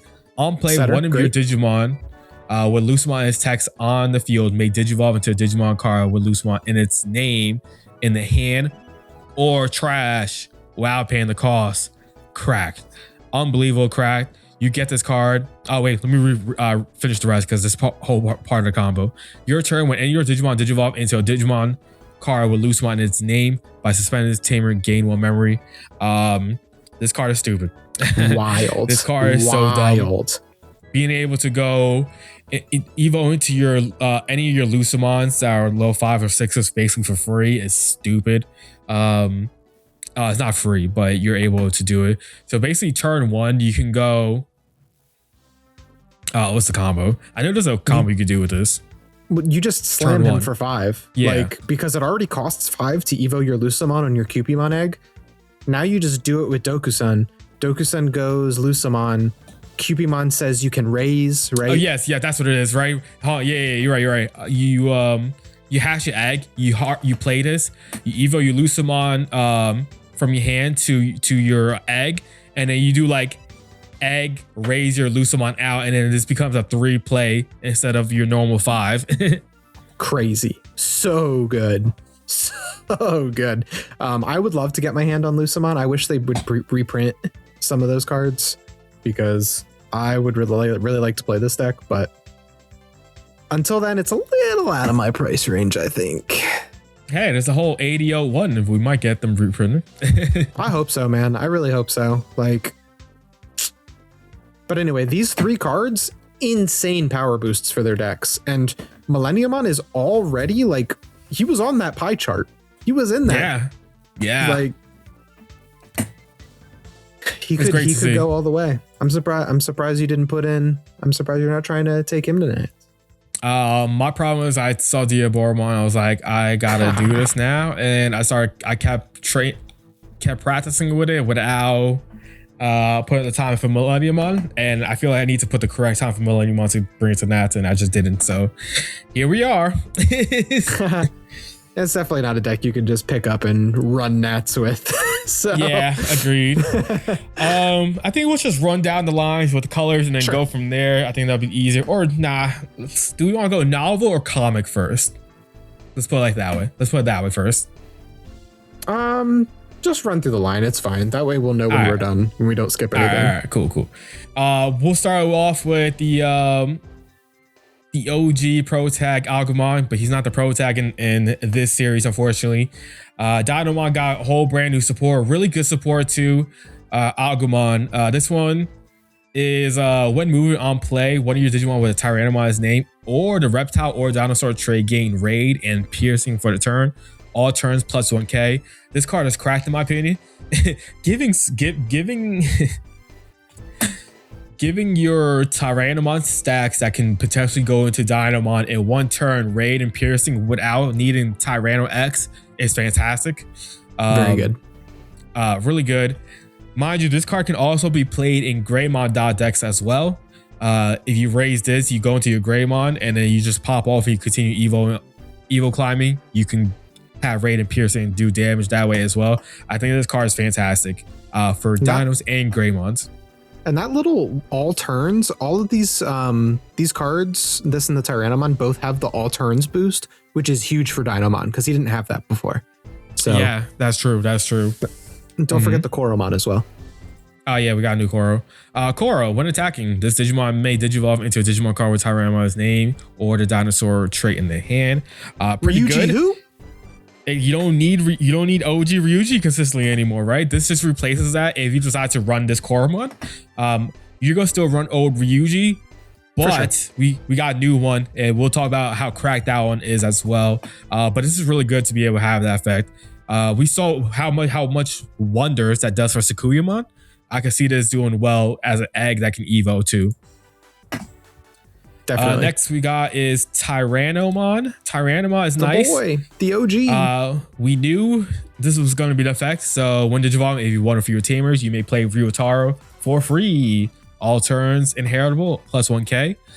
We have a new Ryotaro, which we'll get into, that costs 5. So it's great to have something that could play for free. If I had $1 for every Tyrannomon that could play Ryotaro for free, I'd have $2 now. Wouldn't it just be one? No, BT11. BT11 can play 3 costs. Oh, we're talking about that one. Okay, sure, yeah. I guess technically, right? So it's pretty cool. We also got a ghost rare of it. Super badass. I would love to have one myself. Very cool.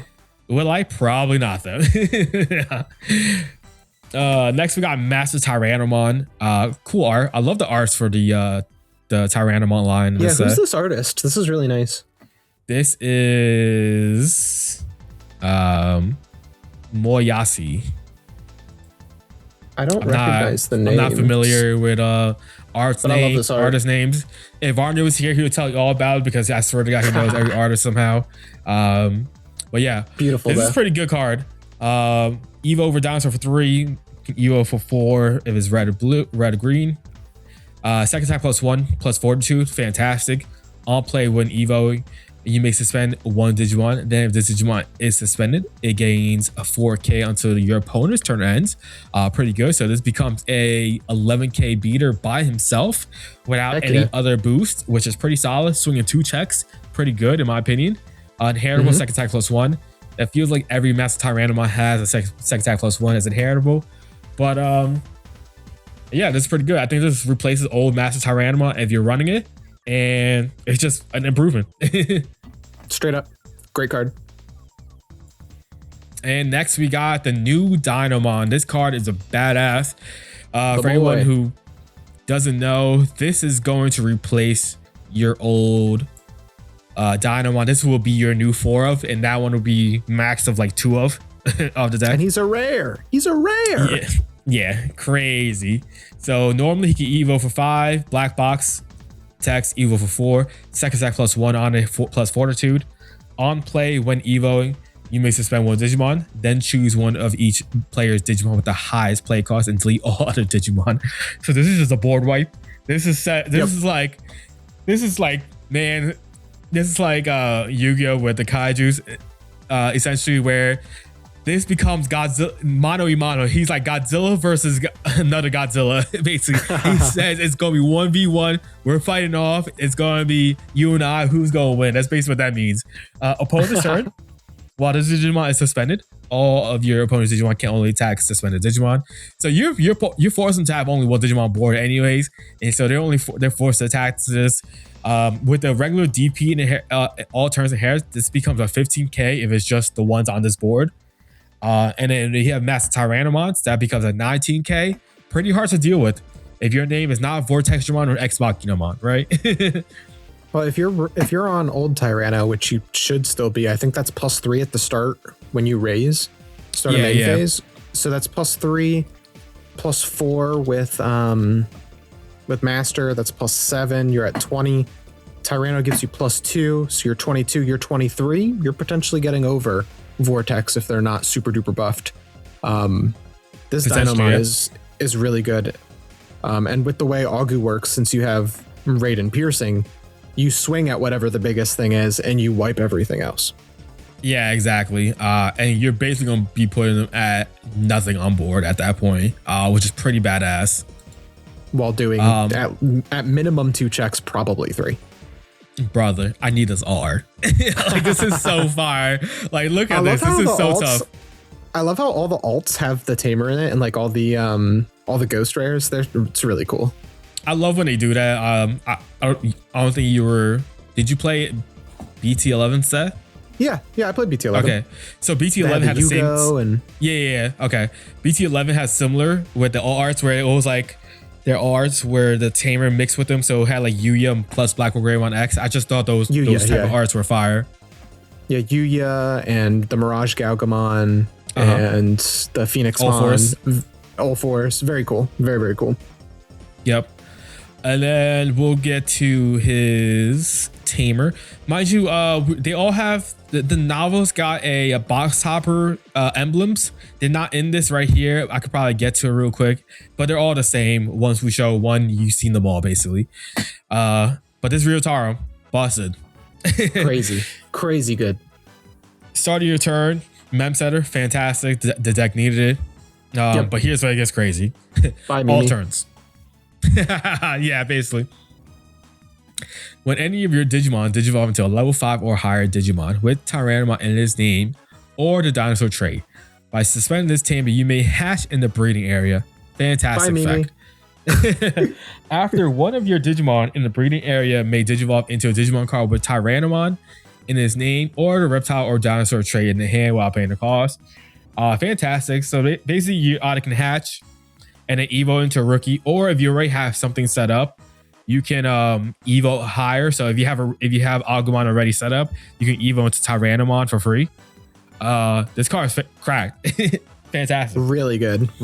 Like a big problem with Dynamon is you do your one big thing, Dynamon does everything for you, and then your opponent bottom decks it, and you're just out of the game for a turn, and then you probably just lose.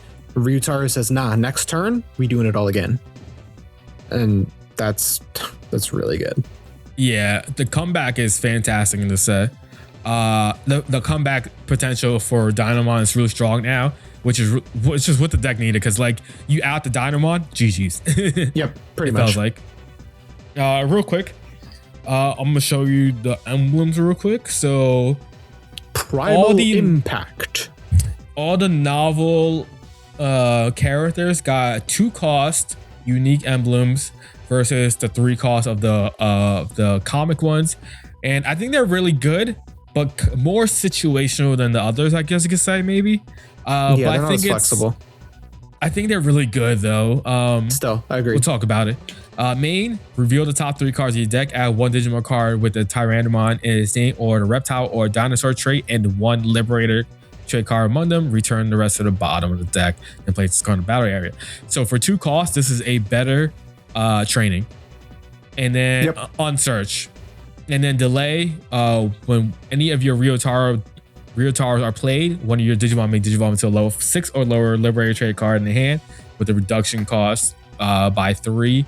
So basically, combo will be like you go Tyrannomon effect, play a Ryotaro, effect a unique emblem, evo into your Master Tyrannomon for free, and then you pop off. You do things like that. I think it was pretty cool. All of the novel characters have that type of emblem effect, so no reason to like talk about more. I just want to show it once and explain it now than later. It was interesting when these got revealed, because I remember I was talking to Dan. I think I was talking to Dan about this a while ago, where I was like, these emblems are supposed to be unique. Why do they all do the same thing? Yeah. And then we got the novel characters. It's like, oh, cool. It's actually different. There's a little bit of a trade-off. Like, is it as good as getting a free body or a free tamer? I don't know. But it just, your lines of play are a little bit different. 2 cost with a search that good is very nice. And yeah, a lot of the time you're going to raise rookie, get your rookie on main or on move effect, and then Evo into your champion. Your champion's going to play your tamer, and then you're going to get your free Evo into your 5, and then you do whatever you want. Really cool. I really like the emblems. How is this working for box toppers? Is this going to be one of those things that's going to be annoying to hunt down? I believe they said it's two per box topper. I think it was. I don't remember. Yuck. They should give us one of all of them. I don't remember fully, honestly. It could be. Well, I don't know. I hope so. I doubt it, but I hope so. All right, let's move on to baby. The baby. Elizamon, look at her. Oh, she's so cute. On play, when moving, one of your Digimon with the reptile or dragonkin trait gains raid and +3 for the turn. That'll be valuable for us later. And she has the great effect that basically all the good cards in the deck have. When your opponent's security stack is removed from, gain a memory. And since she is a comic character, basically, if you were a novel character, you get a whole line. But if you were a comic character, you're just gonna get your rookie and your mega. Yep. Right. Basically, pretty good. Yep. So let's see the new Medusa. New Medusa is cracked.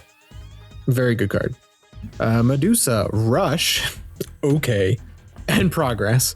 On Evo, end of attack, you may delete one of your opponent's Digimon with as much or less DP than this Digimon. It's going to be huge, probably. Then, by returning one card from your opponent's trash to the bottom of the deck, you may play one Petrification token. And then, all turns when this Digimon would leave the battle area by deleting one token, it doesn't leave. That's really funny because into a Sakuyamon matchup, you can delete their tokens to prevent your leaving, for example, or Diaboromon, for example, which is very funny. This is cool. This is a cool card, man. I don't know if it completely replaces the one we have now, but it's definitely very good. What do you think? I don't think so, but you're definitely going to play it at some number because this can also be one of those situations where you can rush for game. If you have the Owen on board and then Owen, you slam it, Owen, suspend an attack, which is pretty good. I don't know. I think it's a solid card for sure. It's funny to see the R, how short she is. It's a short queen. Yeah, for sure. And then on top of that, we do have the manga rare, which is Owen and Medusamon dancing for some reason. But nah, it's still fire. Yeah, it's tough. It's tough as R. And then we do get a new Owen, I believe, too, right? Oh yeah. We get a tamer. All right, so we get new rookie, new mega, new tamer. So let's see that Owen. Owen Dreadnought, 4 cost. He is a new memory setter, so I think he straight up replaces the other one that's kind of niche, not very good, I think. But I could see an argument for running it, but it's not a very good argument. All turns, when your Digimon or played or Digivolve, if any of them are Reptile or Dragonkin, by suspending this tamer, draw 1 and then grant progress and 3k to one of your guys. That's crazy. Granting progress is what? No, wait, don't. No. Oh, one of your Digimon with progress. Gotcha. Yes. Gets okay, my bad. Good. Let's not grant progress to things. This card will be broken and you can just give anything progress, basically. Let's not give progress to things. Okay, one of your Digimon with progress gets plus 3k for the turn. This is just a really easy way to trigger your emblem. And the main problem with this deck right now, like prior to EX11, is draw power. So both Owen and Shoto have that same problem, really, and these tamers really help. So red deck problems, am I right? True. So true. Next, also, those 3 cards alone makes the deck even better than what it is. Like Styraco is probably considered a tier 1, tier 1.5 deck, depending on how you ask, and it legit just stays there with all the strength of every other deck as well. Just gets even better. Yeah. Next one I'm talking about is my girl. This is what one of the things I'm excited for is the fish support. This Sangamon is fantastic. When moving on play, if you have 7 or fewer cards in your hand, draw one. I love that. Blue is the most consistent color of the game. Just another draw effect. Fantastic. Inheritable. End of attack. Once per turn, gain a memory. Your usual Sango line is usually that type of effect to gain a memory. Fantastic. We got a blue color bordered. Fantastic. Next we got is Ryugumon. I'm so excited for this Ryugumon because the very first one was on the disappointing side. The second one was good, and this one is just fantastic. For sure. First off, you got evade and decode. So like, that's fun. Anyone doesn't know, if you were to get deleted, you can evade and decode at the same exact time. So you go decode first and then you evade, so you get to keep your Ryugu and then play whatever else you play out. It's such a cool combo that you can do. Evade on play Mega Seadramon, unsuspend, unsuspended. You keep going. Yes sir. Oh, sorry, God. Yo. So on play, when when attacking once per turn, fantastic. By placing one Digimon card with Aqua or Sea Animal in any of his traits from your hand as this Digimon's bottom illusion card, one of your Digimon unsuspends. So this card already has another unsuspend on top of what we just mentioned about Mega C. All turns once per turn, when effect adds to this Digimon's Digivolution cards, return one of your opponent's Digimon with as many or fewer Digivolution cards as this Digimon to the bottom of the deck. Pretty good, because all of your effects are loading this guy up anyway. So, yep. Which means also like a lot of fish removal is about if this card is like equal level or something like that, or like you have to have a requirement you gotta meet, something like that. This one you can just take out anything, which is pretty strong, really good. Also rule type aquatic, so you can throw this in any fish type deck and it'll work fantastic. I love it. I think it's great. Look at this all art. It's so beautiful. I can't wait to get my hands on them. And then like combo this with Arimon. This has at least 2 swings. Arimon's gonna get another like 2-3 swings as well. Like the OTK is really strong potential in this deck now. For sure. Not to mention all the other cards that let you unsuspend. The manga rares, so beautiful, gorgeous, so beautiful, gorgeous. Look, if anyone pulls the Ryugu manga rare specifically, because I don't care about the others as much, hit your boy up. We can talk. I will buy. Man's like, I got the money to put down. Yes. And finally, she does get an awesome new tamer as well. Yao Kingling. For 3 costs, start your main phase by placing 1 level 5 or lower card with Aqua or Sea Animal in its traits from your hand as the bottom card of any of your Digimon with Aqua or Sea Animal. Gain 1 memory. Great. Just a memory gain. Start your main phase really good. All turns when your Digimon are played or Digivolve, if any of them have Aqua or Sea Animal in any of their traits, by suspending tamer, draw 1. If played by decode, one of your opponent's Digimon can't suspend until their turn ends. So this card gives a way to another draw ability, plus to be able to potentially stun your opponent's Digimon. It's so good. I think this is fantastic. This is definitely your new I'm not gonna say it's your new main Yao, but it's definitely up there with the Mem Setter one, because the other one is kind of ass in comparison. This card is fantastic. Together with that one though, the promo one is whatever. Not the promo. The one that you bottom deck to play Sango. Oh, okay, yeah, sure. Raise. You already got your emblem on the field. You go start a main tuck something.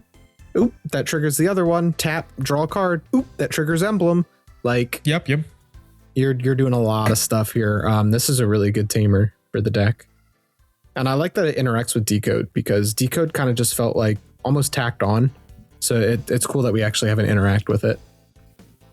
And because decode interacts with your own effects, a lot of the times you're sucking up stuff with decode that you decode stuff out from. Like, it's really cool. It's just the deck is really, really fun to play. Yeah. Arimon is such a strong level 7. We just the issue with Arimon, in my opinion, if you were just playing just like a Liberator fish deck, was that the stuff to get to her wasn't that good in comparison to like the others.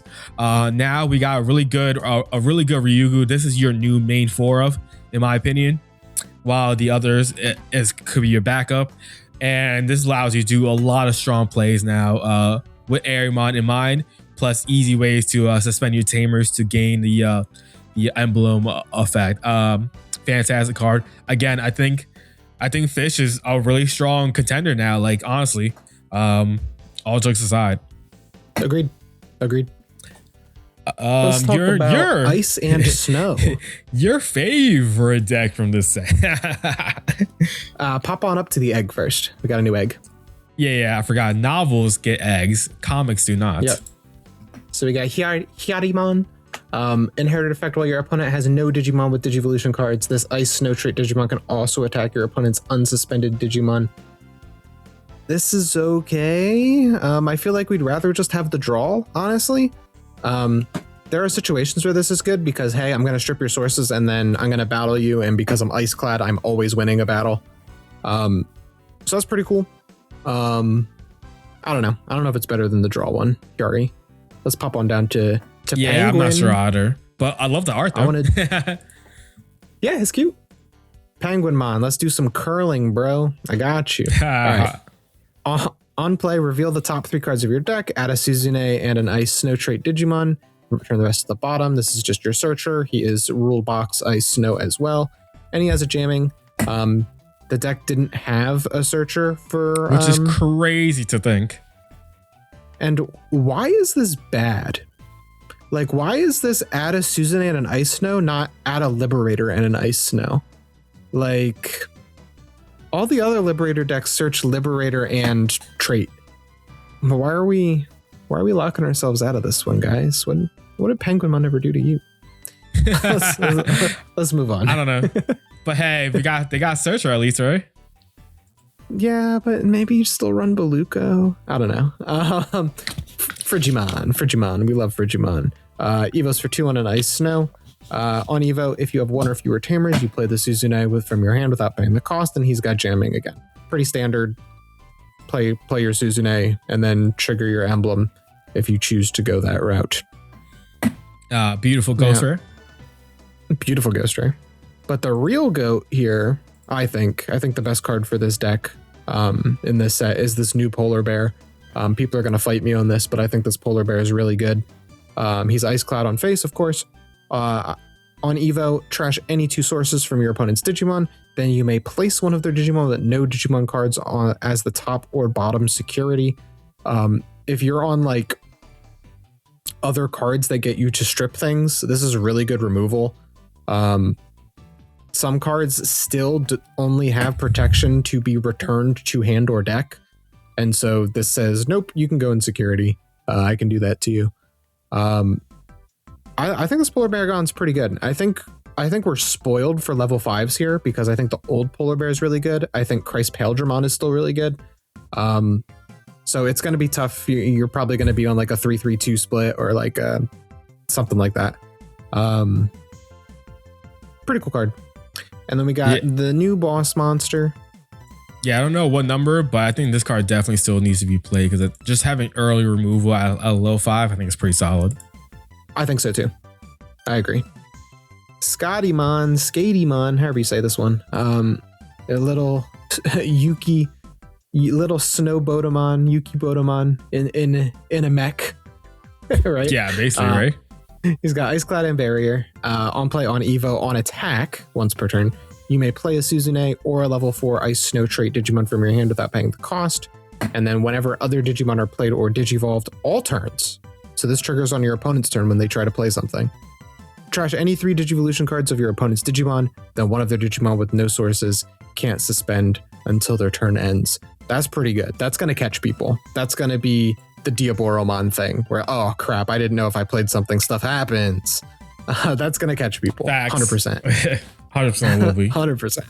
I love that alt art. Look at that. That's adorable. Pretty good. Let's see the mommy herself. Suzune, what does she do for us? Anything? She's good. That's her thing. She's like a housewife. Something like that. I don't know. Adorable art, by the way. If your opponent has a Digimon gain a memory, sure. For each of your Ice Snow trait Digimon on play, for each of your Ice Snow trait Digimon, trash a source from your opponent's Digimon. When affects trash cards from your opponent's Digimon by suspending this tamer, gain a memory. So the ideal line of play that they were going for here is you Evo Scotty. Scotty plays Suzune, and then Suzune gains you a memory off of it. I still feel like you might just want to play OTK Scotty and run the old stuff, a bunch of the old stuff. But I think there's a world where there's a world where both OTK Scotty and like this control Scotty can exist. So it'll be interesting to see what people cook up. I hope this deck is better than it reads, because it reads okay, but like when you put it next to stuff like Vortexdramon and Ex Machina. Hey, at least we ice clad. Go ahead, Vortexdramon. Let's battle. Let's ice clad, baby. I don't care how much DP you got. Hey, look, maybe that's the thing. Ice clad is the way to beat Vortexdramon. It's one of the ways. Yeah, it is. It is. This is all you, because I don't touch any of these puppets. Puppet time. I got a lot of talking to do because we got 2 lines of puppets to go through. First, did we get a new egg? Because we got Mirai. Oh, we might have, yeah. No new egg. No new egg. It's because she doesn't play the card game. Yeah. All right. So Shumon, we got another Shu. Are you guys sick of Shumons? Too bad. Here's another one. On deletion, you may play a familiar token. Inherited effect barrier. This is solid. A lot of the times you're killing your Shumons for overclock or for other effects anyway. So this just makes sure that you're never down a body off of it, which is cool. Yeah. Next we got the Central. Honeymon. Oh, you want to go straight down the line with them? We may as well, because I think this is going to be a mix and match deck still. Interchangeable. I'm not 100% sure yet, but I still feel like this is going to be a mix and match deck, especially with the way this card reads, which is on deletion. If deleted other than in battle, you may play a Shumon from your hand without paying the cost. So this is encouraging you to keep playing Shumons in your Kaguya-centric deck, for example. And then it has the same inherent effect as the other Honeymon. When one of your opponent's Digimon attacks by deleting one of your other Digimon into that attack. Solid for the deck. Just solid card. Again, it has the same idea as Shumon, where you're never down a body when you overclock or sack something, which is nice. Kokeshimon. I love this line, by the way. Honeymon, Kokeshimon, Katakuru, Kaguya. I love these designs. They're very cool. On Evo, if you have one of your tamers, you get to play your Mirai. This is nice because old Mirai is a searcher, which is really good. And then we also have a new Mirai. It has the same inherited effect as Honeymon. Delete one of your guys to end an attack. Solid. Honestly, solid Kokeshi. Katakuru. I love this girl. She's got Scapegoat on face, which is pretty cool. On Evo, on play, you may play a puppet trait Digimon with 4K or less from your hand or trash without paying the cost. At turn end, delete the Digimon this effect played. I think you do some sneaky Kaguya stuff with this. And then it gives the protection that all of the level 5 puppets have given so far. When this Digimon would leave the battle area, other than by way of your effects, you may delete one of your tokens or puppet trait Digimon to prevent it. Pretty standard, pretty solid. Scapegoat on face is very interesting. I think that's probably the most interesting part, is to having that Scapegoat and having that protection like that, and then popping your Honeymon and then play a Shumon and get a search off or something like that. Yep, 100%. And then the 2 goats. Well, I think this one's always better than the other, but here you go. The spaceship, Kaguyamon. Alliance, Scapegoat. Again, Scapegoat, awesome. We love to see it. When Digivolving an end of opponent's turn, which is interesting, delete one of your opponent's Digimon at the lowest level.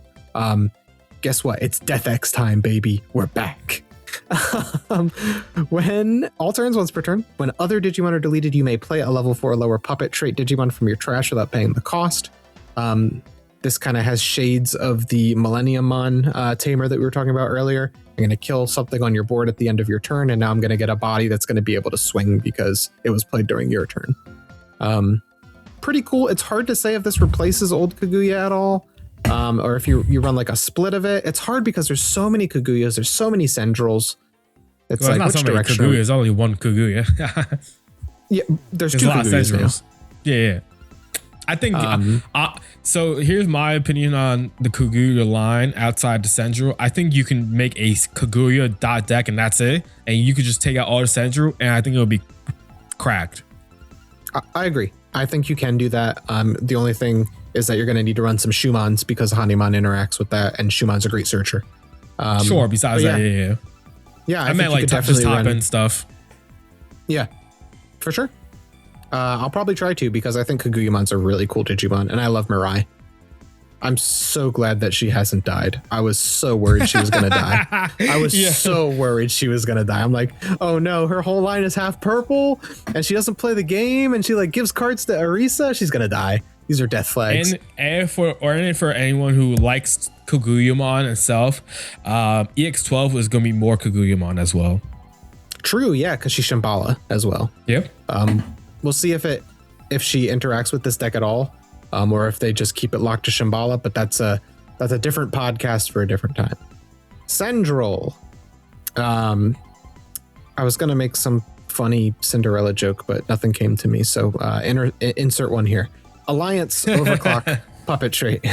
On play on Evo, you may play one level 4 or lower Puppet Trait Digimon from your hand without paying the cost.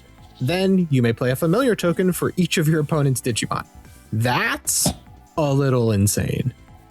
You match your opponent with tokens, which is pretty cool. You go, you have Kaguya on field, and your opponent has a whole big board, and then you go Sendril. Here's a whole bunch of blocker familiars. Very funny. Yeah, imagine this gets played out after Diaboromon drops like 5 tokens. Yep, that's what I'm saying. It's like we're gonna stare each other down. Let me tell you what, DCGO is never gonna be the same. You're gonna hit that limit real fast. Oh yeah. On Evo, on attack to one of your opponent's Digimon, give -3k for the turn for each of your Digimon. That's huge. That's a lot of DP neg. And the fact that it's not once per turn means that, oh boy, and you're overclocking and you're alliancing, this is a really good Centralmon. Like a really good Centralmon. It's like almost sneaky how good this card is. You can neg something to like 1 billion death right there. Like it's gonna be crazy high number you can get. Show me that comic art. I gotta see it. The manga rare is badass. Hell yeah. Ooh, yeah, super baby. Cool. So cool. Did you know that she has a rocket launcher in the shape of a clock? That's her weapon. Yeah. Yep. I know. Yeah. I'm letting the viewers know. If you don't read the manga, she has a rocket launcher that's a clock. Oh, you see in the background of this art the clock. Yeah. Yeah. But in others, she doesn't have it. It seems like Listen. But yeah, she's pretty badass. I got my Cinderella joke. The clock strikes 12, but not for her. It strikes for you. All right. Oh man. And we got another one of your favorite decks that you like to play, and they got an egg this time around. We did. Let's talk about the bees. Insert Nicolas Cage gif here. All right, Puroromon. When face-up royal base trait cards are placed in your security stack, draw a card. This is nice, but the other egg is so good, it's hard to power creep it. Some of the other cards in this set interact better with this egg than the previous egg, though, so it's kind of hard to say. Either way, Faye is still the best tamer for the decks. The one thing I feel like especially with a lot of the liberated eggs decks, they made multiple eggs, and it feels like their first egg is just like 100 times better than their second egg, and it's like, why would I ever play the second egg? Yeah, it's tough. It really is. Let's move on to Fun Bee or Fan Bee, depending on your region. Fun Beemon, he gives reboot when he's face up in security, which is nice because we haven't had that yet in the deck. So that's pretty cool. Starting your main phase, add your top face down security card to hand. Then you may place a royal base trait Digimon card from your hand face up as the bottom security card. So this is doing what your egg does, what your Puroromon does. What's funny though is why would you not want a start of your main phase, flip 2 cards face up? You know what I'm saying? twice. Like, why Exactly. would you, like, unless like they're foreshadowing, like smacking certain cards, like the egg or something for whatever reason, No which shot. I doubt. It's just weird. Like, no one would ever play this new egg because this combo with old Pororo, you know, 2 face up. That's great for the deck. Definitely. Moving on to the Forge Bee. Oh, we got the Ghost Rare that has a errata. For anyone who doesn't know, anyone who doesn't know, there's an errata with the I because they spelled the I wrong, and not they spelled it wrong, but like the symbol was wrong for some reason. Next, we're gonna go into the Forge Beemon. He also gives reboot, so now we have multiple ways to get reboot when we're on our face up security. On Evo, add your top face, and on play, add your top face down security card to hand. Then you may play a royal base Digimon card from your hand. You may place one from your hand as bottom security. So again, with old Pororo, this is 3 cards you're getting face up right away on your first stack. That's pretty good because this deck's weakness has always been my opponent's going to chip me down before I can flip my security. Yep. Not bad. Yeah, pretty solid. Now we actually have like a pretty good number of Waspmons and Forge Beemons that we can kind of figure out some interesting ratios. This Vespamon, I love this art. I think this is a really cool artwork. Vespamon's just a cool Digimon. Security, we're going to give blocker just like our old level 5s do face up. For each face up Digimon on play on Evo, for each of your face up security cards, suspend one of your opponent's Digimon or Tamers, then one of your Digimon or Tamers can't suspend until their turn ends. So you get to suspend a whole bunch of things and you get to lock something down, which is nice. The more importantly though is the inherit. This is more protection. So now you can run just a full 4 Vespa, 4 Cannon Bee, and you'll always have protection on your level 5, which is nice. I think the deck really needed that. We got a new Queen Bee. May have the record for most traits written on a card. Cyborg, X Antibody, Royal Base, Liberator, and Rulebox Insectoid. Crazy.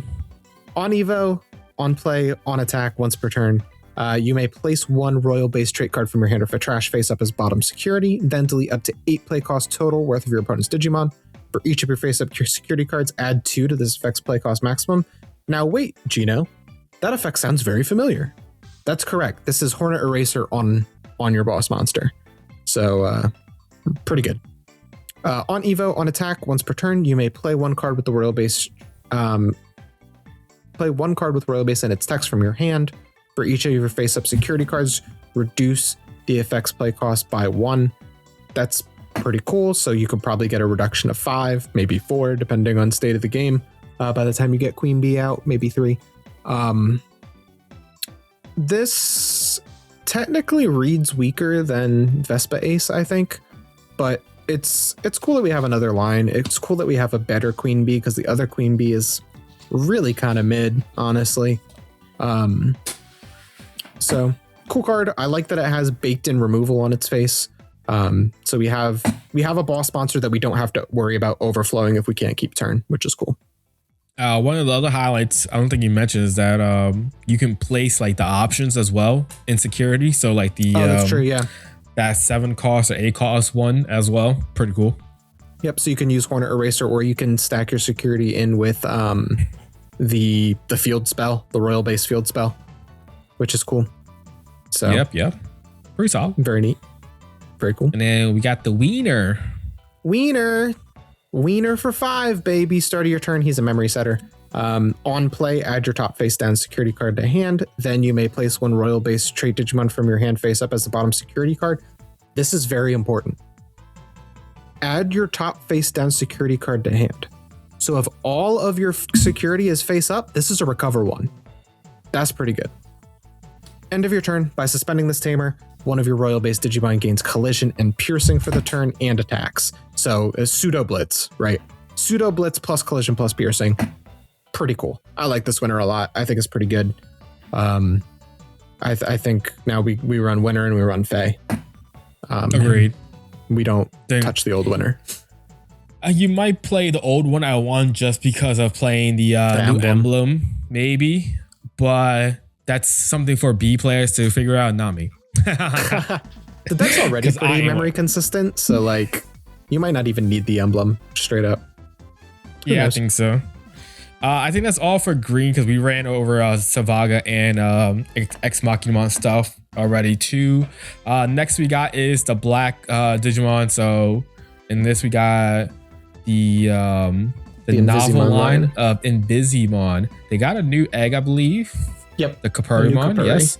New Kapurimon is pretty cool. Your turn, once per turn, when your opponent's face-up security increases, draw one. So just adds a consistency factor to the deck that the deck didn't have prior. Prior, the egg was jamming, which isn't too bad. But now with the new support, we have jamming inheritable. So now our egg can be a lot of another consistency piece of having a draw, which is pretty solid. Very nice. First off, we got is the SBmon. So obviously Black Boss Evo for 0 over the Kapuri, 1 for black and blue. When moving on play, again, you're noticing this trend that we started. We got a lot of rookies and champions. Again, this when moving effect now. Flip your opponent's top face down security card face up. If this effect didn't flip, draw one, gain one memory. So realistically, by the time like turn 2, I mean, that's probably like hitting on everything, but like turn 3 for sure, this is going to give you a lot of value because if this card doesn't flip, you draw one, gain a memory. So on top of the egg giving you a draw, this can give you another draw as well and a memory gain. I think it's fantastic. I know a lot of other liberated decks have a draw one, gain one mechanic somehow, and it's a lot easier to probably get consistently than this. But I think it still has it, so it's still pretty good. You're definitely gonna be running this. Inheritable jamming. Inheritable jamming, pretty good as well. Yeah, it is pretty good. And we got a Ghost Rare. Oh. Pretty cool. Next we got is Hover SP. When digivolving, if you have one or fewer tamers, you may play one Altair from your hand while paying the cost. Inheritable jamming. You know, just a memory tamer player, pretty good. Memory tamer. I don't know why I said it like that. A tamer player for a deck, always really good. The one thing I hate about is sometimes the decks, if it's like something like inheritable, like especially for blue decks, they tend to repeat double jamming. And I hate that about when they do that with certain decks. But he got jamming too. Why his nipples have guns? Weak. I didn't even think about too much there. All right. Next we got is Oblivimon. This card is cracked for anyone who hasn't seen this yet. Very good card. Which you should by the time this pops out, this video pops out, because EX11 would be out by now. Security, end of your opponent's turn. Play this card without paying the cost. Cool effect. This is if it's face up already, which you can put yourself face up pretty easily. On play, when digivolve and flip your opponent's top face down security card face up and digivolve one of their Digimon. Then if it's their turn, this Digimon may digivolve into Invisimon in the hand while paying the cost. Your turn, when any of your Digimon check face up security cards, you may place this Digimon top stack card face up to bottom security. All right, that effect is cracked. Being able to Evo into Invisimon on your opponent's turn is such a strong effect because old Invisimon is cracked by itself. Not including the new one that we're about to talk about in a second. Because that one's able to like digivolve up to like 2 or 3 and then pop something. Digivolve really 2 and then pop something with 1 or fewer sources, I believe. And then inheritable, I mentioned before, can be redirected, which is fantastic in effect. Something that Machinamon loves to abuse. Yep, this replaces Oblivimon in your Machinamon decks for sure. Yeah, just because for the on play for D-Evo 1, just for that alone. Because it has the same effect otherwise. Next, we're going to go into the Invisimon. We finally see what the boy looks like. Pretty badass, right? Because before it was all, you can't see me. So, pretty cool. We can't see him now. Security, end of your opponent's turn, you may play this card without paying the cost. On play on Evo, flip your opponent's top face up, face down security card, face up, and return one of their lowest play cost Digimon to the bottom of the deck. Then this Digimon gains second attack +1 so your turn ends. So that gives you an extra aggro piece the deck didn't have before. That was the issue if you were playing just like a Invisi deck or whatever. The deck has cool removal and stuff, but like to win, it took a while because there wasn't enough power in aggro for the deck, so it was kind of lacking on that. But now you have something that gains second attack +1, and you have ways to deal more damage as well. Third effect, your turn when any of your Digimon check face up security cards, you may place this Digimon's top stack card face up as the bottom security card. You know, the same as the other Invisimon with that type of effect, but pretty solid effect, honestly. Cool card, cool art, love it. Next, we also got an Altea Tamer, which is pretty solid, I believe, too. Starting main phase, if your opponent has a Digimon gain a memory. On play, flip your opponent's top face down security card face up. Your turn when one of your cyborg machine trait Digimon attacks by suspending its Tamer. That Digimon may digivolve into a cyborg or machine trait Digimon card in the hand for each of your opponent's face up security card. Reduce the effect by 1. So you can easily get into free Invisis pretty fast in this deck. Fantastic effect, wild. Allowing you to pop off a lot faster and keep turn with it. I think is really, really strong. Plus, obviously, the new emblems. I think Invisi deck is in a solid spot. Plus, we have generically really good machine cyborg support. So I could definitely see something brewing when it comes to that. For sure. Yeah, there's some good stuff. The TS Master Blipmon we just got is pretty good for the deck, as I recall. There's some neat stuff you could do. For sure. Yeah, definitely. Pretty good. We're running out of time. So we're on the last stretch. We got purple. Purple, you know, always got to do some crazy stuff. Purple novel Yamon. This card is cracked. Start of your main phase. This Digimon may digivolve into a Dark Dragon or Evil Dragon trade Digimon card in the trash with the Digimon card reduced by 1. If this effect digivolve, trash 2 cards in your hand. Just a faster way to Evo from your trash your hand. By the point we get EX11, we have so many good cards now that allows you to play from the trash, which is what the deck desperately needed. Yeah, so bad. It was just, oh, I've lost all the cards in my hand and I have no way to come back now. This, with the stuff we just got in the previous set and this set, like, we've changed a lot. Whoops. Hope I didn't mess that up. All right. There we go. I think I fixed it. Anyways, my fault if you're watching and something messed up on the screen. Anyways, Impmon, this card is cracked. Start your main phase, trash a card in your hand, then gain 1 memory. That then gain 1 memory is always going to happen. It's fantastic. Another way to trash another card from your hand off rip. Card is really good and inheritable. Digimon gains plus 2k, really good. And he's hooping. Who doesn't want to see an Impmon hooping against a Guilmon, you know? He is hooping. And then it has a cool ghost rare. The real star of the show is that Punkmon. Yeah, this card is cracked. So with the Yalmon plus this, you can Evo into your into basically was a heavy metal at least within 1 turn pretty easily. When attacking, trash 2 cards in your hand. Then this Digimon may digivolve into a Dark Dragon or Evil Dragon trade Digimon card in the trash with the digital cost reduced by 2. So basically it makes your level 5s all a 1 cost Evo. Fantastic effect. Being able to climb up faster is definitely something the deck desperately needed. Next we got is Loudmon. Again, another fantastic card that the deck needed.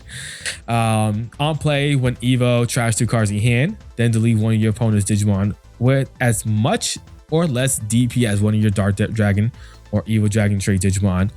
Fun fact, this deck can boost pretty fast and pretty high, so you're popping a lot of things pretty easily. Like you can easily get 12k just off of this, which is crazy. And then all turns, while you have 4 or less cards in your hand, all your Dark Dragon or Evil Dragon trait Digimon gain Scapegoat. Fantastic. So Scapegoat is kind of like pseudo protection for the deck, where the deck kind of needed. because your heavy Metalmon aces are chilling outboard, and you just have nothing, no scapegoat. Yeah, this is huge. So it's pretty good.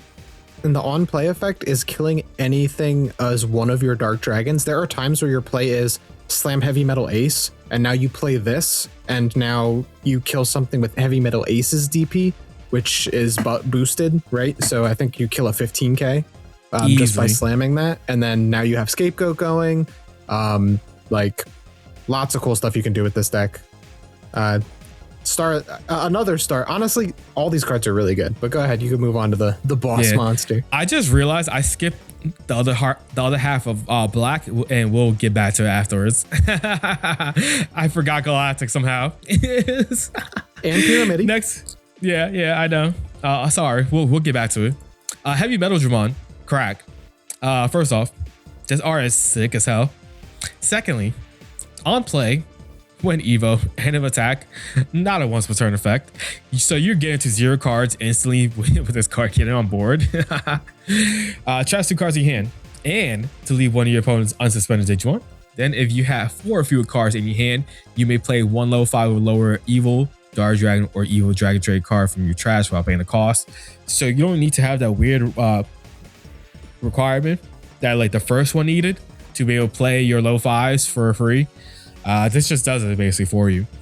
All turns, once per turn, when any of your Dark Dragon or Evil Dragon Trade Digimon will leave the battle area, if you have 4 or fewer cards in your hand, which you always will, trash your opponent's top security. So now you're speeding up the process of killing your opponent. You're going to have second attack +1. You're going to do at least 2 to 3 damage with one of your stacks, because I think one of them has second attack +1. You can potentially get, if you have this on board with something else, you're trashing your opponent's security as well all turns. So your turn and your opponent's turn, like, it's going to be crazy how much faster you can potentially win with just this on board as well. Very, very cool deck. Awesome cards. And this card's so good. You board Swarm, Dramon stuff. Like within the past 2 sets that this deck has gotten support, I think it could smack you in the face. I really do. I think this, I'm not going to say it's tier 1 or like tier 1.5, but I think this is definitely going to be up there where you're going to see this, and this deck is going to do some numbers. I hope so, man. I hope so, because, you know, I've been trying this deck for a long time now. Same. Trust me. I know. It's quite shiny in a deck box somewhere.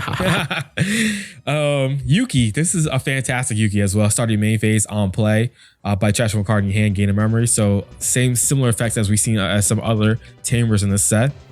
When one of your Digimon attacks, if you have 4 or fewer cards in your hand, it may digivolve to a Dark Dragon or Evil Dragon Trade Digimon card in the trash with a reduction by 1.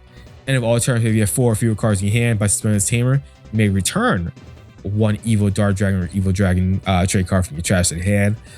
This card is phenomenal. This card was so desperately needed for many reasons. One, obviously, another card that lets you evil from the trash, fantastic. But secondly, that end of all turns effect, being able to grab your ace back from the trash and go, I dare you. I dare you try to attack me. And you have the ace, and you can just pop off of the ace on your opponent's turn. Fantastic card. Ooh, we also skipped the yellow tamers, the Arisa and the Mirai. Oh my god, we're terrible out here. Arisa, real quick. real quick, Arisa. As soon as you pop it for me. Okay. Memory setter. When any of your tokens or puppet traits Digimon are deleted, by suspending this tamer, draw 1. If it was deleted by overclock, you may play a level 4 or lower puppet trait Digimon. This is exactly what we've said the deck has been doing, is you're never going negative by overclocking and stuff, which is awesome. Good tamer. Agreed. As for Mirai, cool R as well. Yes. Mirai, my girl. If your opponent has Digimon, gain a memory. When any of your Digimon digivolve into a puppet, by suspending this tamer, you may play a level 3 puppet from your hand without paying the cost.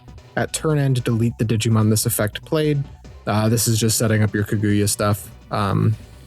It lets you do Karakuru shenanigans again really easily. Pretty great. Yeah, and we'll go back to the stuff we skipped real quick. On you. Sunarizamon. On moving, on play. By trashing a mineral or rock trait card from your hand or sources, draw one. So gain one, draw one, basically, thanks to Tumblemon. Thank you, Tumblemon. Inherited effect is actually really good. How many times, rock players, have you had a whole big stack and you're removing sources, but they don't actually do anything because you've already removed your opponent's board? Well, how about you draw cards instead? Really nice. Really, really nice. When effects trash this from a Digimon or from a mineral or rock trait Digimon, draw one. Really good. I like the Sunariza a lot. Yeah, I think it's I don't know what number it is, but it's definitely going to be played. And then we got a new Pyramid. Pyramidimon. Put him in the trash. We got Magnetic. We don't need Pyramid. No, I'm kidding. Reboot Fragment 3 on play on Evo when attacking once per turn. By trashing any 3 mineral or rock trait Digimon trait cards from your Digimon sources, delete one of your opponent's highest play cost Digimon or Tamers. We got Tamer removal now as well, as if this deck didn't have enough things it could do. Now we're killing Tamers as well. Crazy. If you leave this thing on the board, it's doing it every turn. Pretty good. Strong. Nice arts as well. For sure. All turns once per turn, when effects trash any of this Digimon Digivolution cards, you may place 3 mineral or rocks from your trash as his bottom source. So he is killing Tamers or Digimon. He's reloading himself. This is a really good Pyramidimon. Just as good, if not better, than the one that we have now. Very solid. Probably better because I'm glad they destruction. Yeah, I'm glad they put that effect as a once per turn, because Magnetic not being a once per turn effect is crazy. Next, we also got. Did we even get a Venmon to set? We didn't even get a Venmon. It's just a Galactic, just Galactic right? and Xeno. Yeah. Yeah. So Galactic is cracked. This card is dumb. This might make this deck tier 1 again. Very funny. Evo for 6 normally. You can Evo over a Snatchmon for 9. I do try to. And it can Evo over a Galactimon for cost of 5, which is crazy that you just can Evo over Galactic. On play on Evo, choose one of your opponent's highest play cost Digimon and delete all of their other Digimon. Then if Digimon has 4 more Venmon in its sources until your opponent's turn ends, it gains blocker and isn't affected by their effects. We have we officially got our second Magnamon X Digimon in this game, where this card, or I guess third, because we have the Chaosmon. So this is the third one now, where it's just immune to everything. Period. No discussion asked. End of opponent's turn, this Digimon may Digivolve into Galactimon in the hand or trash, ignoring Digivolution requirements and without paying the cost. This is so dumb. This is so cracked. This is going to be the one you go into first, and then you go into like the BT21, pop the Ragnarok cannon, and on your turn, because of the end of your opponent's turn, that Ragnarok cannon is live for when you decide to pop off and blow their backs out and kill them with the Ragnarok cannon and call it a day. This is so cracked. This card is stupid. Don't forget, you can also just drop it for 7 at any point in time because of assembly. You also have, I was about to say, you have assembly 8 cards with Venmon and text. It doesn't have to be Venmon, so just things with text. It's such a strong card. This card is phenomenal. This card is, as crazy as it sounds, this card is needed for Galactimon, right? Just being able to have definitely something to do besides the other Galactic. If you can't get there just yet, you have this. I don't know what the ratios yet will be, because I will be definitely playing this deck as well. It's fantastic. It's at least 3/3, and it has a cool ass art as well. Like, look at this. This is so badass. Very cool card. Galacticmon rules. This is Galacticmon tail. Yeah, basically. If you know. Yeah, dead ass. It really is. And then we got Xeno. This card is pretty solid too. I don't know where we fit in space for him, but we definitely will be. Start your main phase on play by trashing a card with a Venmon and his text from your hand. Draw 1, gain a memory. Again, we've seen this type of effect with all these Tamers in this set. All turns when your Digimon are played or Digivolve, if any of them have Venmon in their text, by suspending this Tamer, reveal the top 2 cards of your deck, place all Venmon among them as any of those Digimon bottom Digivolution cards trash the rest. Fantastic effect. Being able to add your Venmons faster into a stack. Pretty good. pretty good. Pretty good. I don't know how we're fitting him, but we have to because that card is just that cracked. I think maybe Memory Setter Zenith comes out. It's definitely possible. It's definitely possible. And next we have the Ghosties, your beloved ghost that you hate also. Boo, ghosts. This is my favorite deck that I hate. I love it. So I love the deck and I love the designs, but it just does not function for me or for anyone. On play, when moving, one of your Digimon with the ghost trait gains retail until your opponent's turn end, and it has the very good on deletion gain a memory inherit. This is okay, I guess. Yeah, it's cool. It's okay. And then we get Necro. And got a new Necromon. This Necromon is pretty good though, as I recall. Let me see when this loads up for me. Piercing and Execute. On play, on Evo, on delete. Delete one of your opponent's Digimon at the lowest level. Then you may play a level 4 or lower ghost trait Digimon from your trash without paying the cost. That's great. That means you're popping 2 things and playing 2 bodies if you're executing. Very nice. And on deletion, one of your ghost trait Digimon may digivolve into a ghost trait Digimon in the hand without paying the cost. So this is awesome. You climb up with your Demi-Mera, you Evo, you kill a thing, you play a 4, you execute, you die, you play a 4, and then you Evo one of your 4s into a 5. Pretty cool. I like this Necromon a lot. I think he might replace the good Necromon, honestly. Very solid card. Pretty and then cool we got a new art. Violet as well. Great art. I love it. And the Ghost Rare. Or manga rare, I should say. Necromon is such a cool design. I love that they went for like Lich. Like I agree. Design. I just wish so the deck cool. was good. Likewise. Violet in Boots. Start of your turn, she's a memory setter. So this replaces the old memory setter Violet because that one was just okay. When one of your ghost trait Digimon attacks by suspending this tamer, draw 1, trash 1. And if you're attacking by execute, it may digivolve into a ghost trait Digimon in the hand with the cost reduced by 2. So that Necromon play I said earlier, use the other Violet to give your level 5 rush, and then you swing execute, and now you can go into another Necromon. Very cool. I like it a lot. I'm not going to gas it up because every time I try to gas this deck up, it just doesn't work. So I'm going to assume this is bad and hope I'm wrong. That's so funny. And we got 2 more cards to talk about. Your least skip them. We don't need to talk about them, guys. We're out of time. I'm so sorry. We can't talk about these. We do the quick run on these 2 stupid cards. I'm kidding. Omekamon, Royal Knight stuff. Yay! So on play, by placing 1 Royal Knight trait Digimon card from your hand at the bottom of the card of your Yigi, draw 1. Basically, this is a new purge for anyone who loves Royal Knights. Yay! On deletion, if you have one of your security cards, you may play 1 Omnimon X anybody from your hand or under your Yggdrasil on the field without paying the cost. Then place this card as the bottom source, basically. So it's just a new Omekamon where the other one you play from your hand and you evo into it. This one you play the Omni X and then you place them underneath. Same concept, just more of it. Now they got more ways to go into Omnimon for free on your turn and F up all your plays. Cool, man. Cool, I love that. So do I. Yay. Cool R though. Fantastic. I love it. It's kind of funny if you see the comic. Omekamon is giant. Like, who would have thought? He's huge. Yeah, he's for a no big reason. Dude.